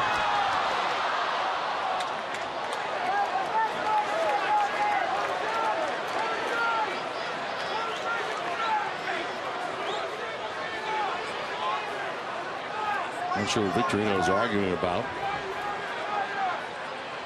Well, he was also involved as they go back and forth. Well, it all ends up in a smile between Molina and Victorino.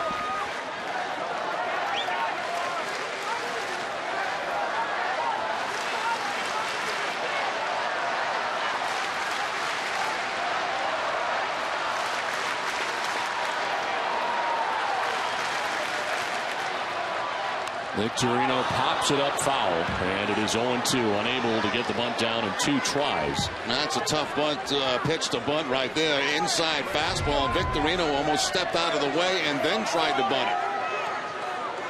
Bad angle of the bat and popped it up, and fortunately went out of play.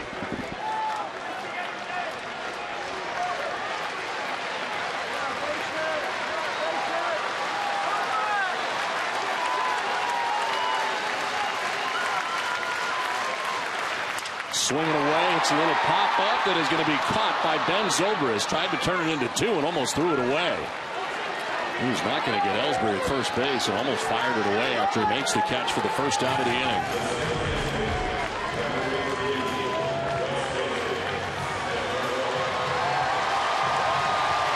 Well, that's kind of a dangerous throw right there by Zobrist, but knocked down by Loney at first base, and Ellsbury has to remain there.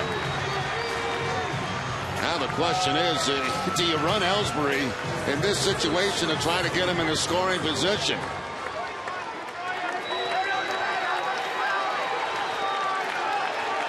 Pedroia's grounded out, struck out, flied out to the warning track in center.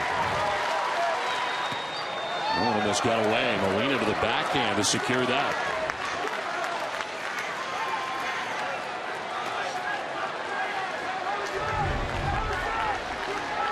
Molina going way to his right to keep Ellsbury out of scoring position.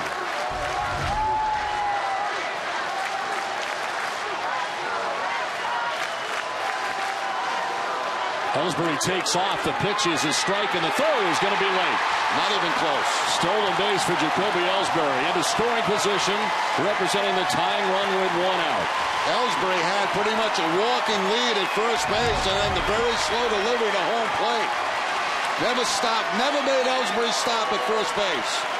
And when you do that, you got no chance of getting him.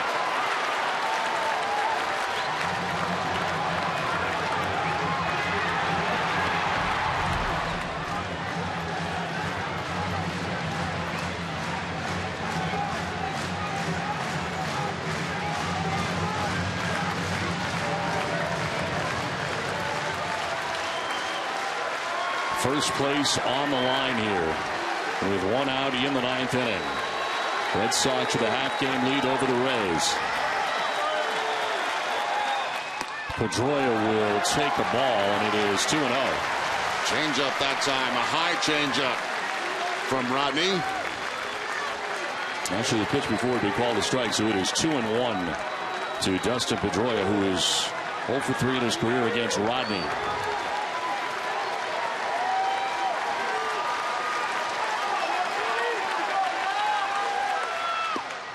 2-2 now as Pedroia goes lunging.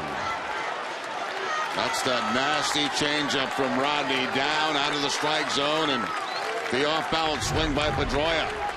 It could be as much as 12 to 13 miles per hour difference between his fastball and his changeup. Yeah, that's a great differential. Pretty substantial.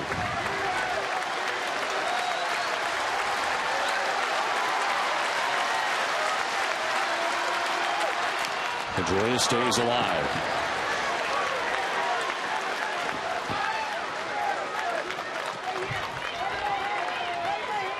Red Sox are the right people up in this situation. You got Jacoby Ellsbury in scoring position at second base. Dustin Pedroia batting now. David Ortiz waits on deck.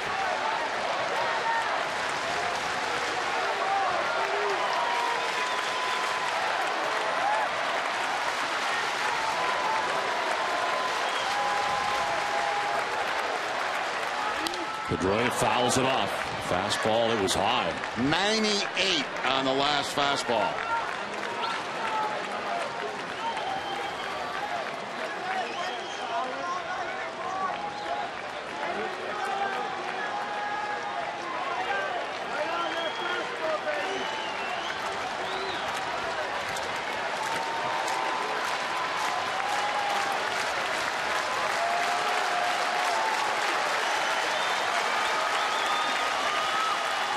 Pedroia grounds it left side. Escobar looks the runner back at second. The throw just in time to get Pedroia. Now I'll even mess with David Ortiz with first base open.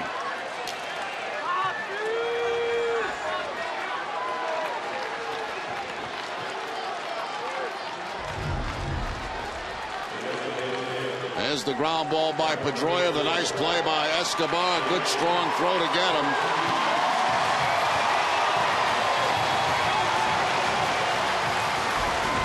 Looks like they will put him on. We'll see.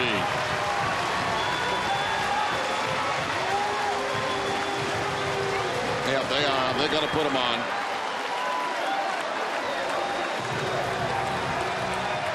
They'll take their chances against Mike Napoli.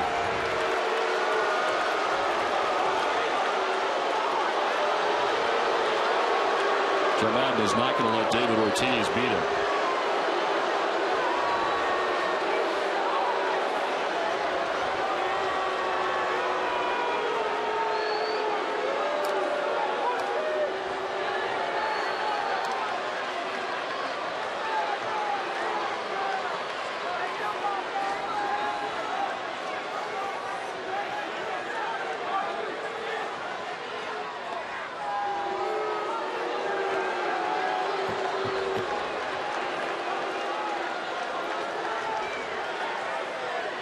Mike Napoli is 2 for 5 in his career against Fernando Rodney. And he waits on deck here. His ball 4 is now in, and the intentional walk is complete. Red Sox have a pinch runner for David Ortiz. It'll be Jose Iglesias. He represents the winning run for the Red Sox at first base now.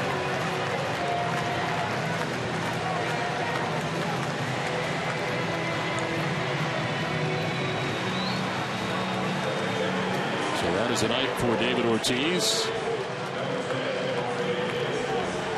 2 on, 2 down.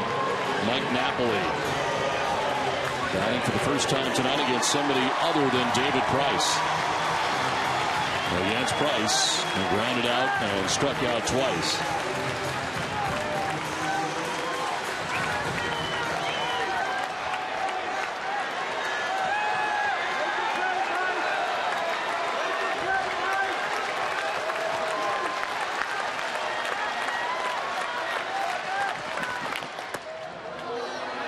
Inside for ball 1 on the fastball.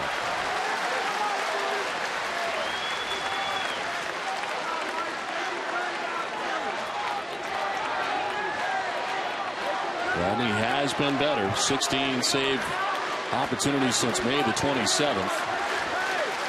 And he was blown only 1. In the dirt, and Molina digs it out.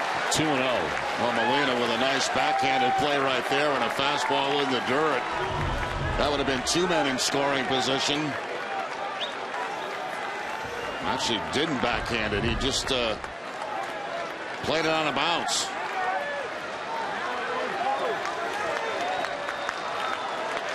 Red Sox down to their last out. Trailing by a run.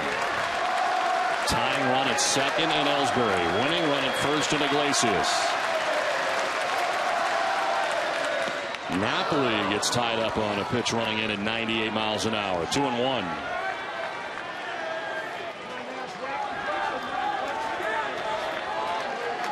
Johnny Gomes on deck.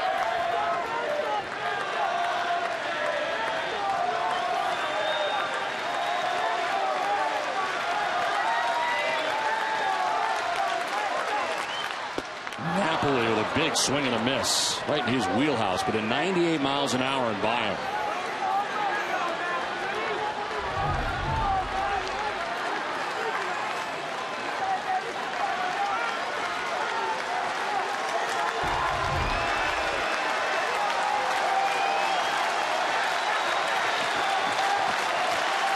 The 2-2 pitch. Napoli grounds it foul, and the Red Sox are able to stay alive.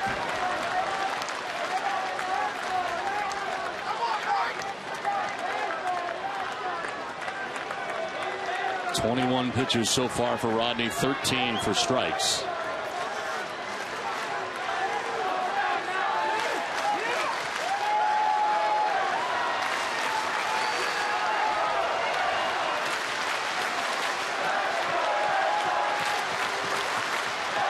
Again, the 2-2.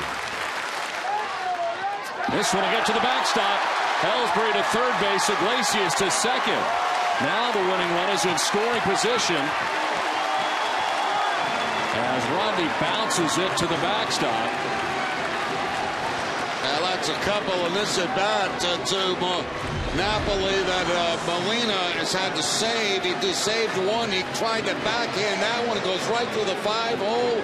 And the Red Sox have the potential winning run now in scoring position at second base.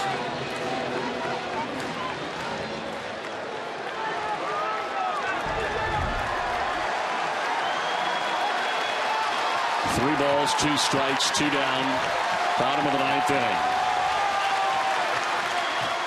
Napoli strikes out, and Fernando Rodney and the Tampa Bay Rays are back in first place.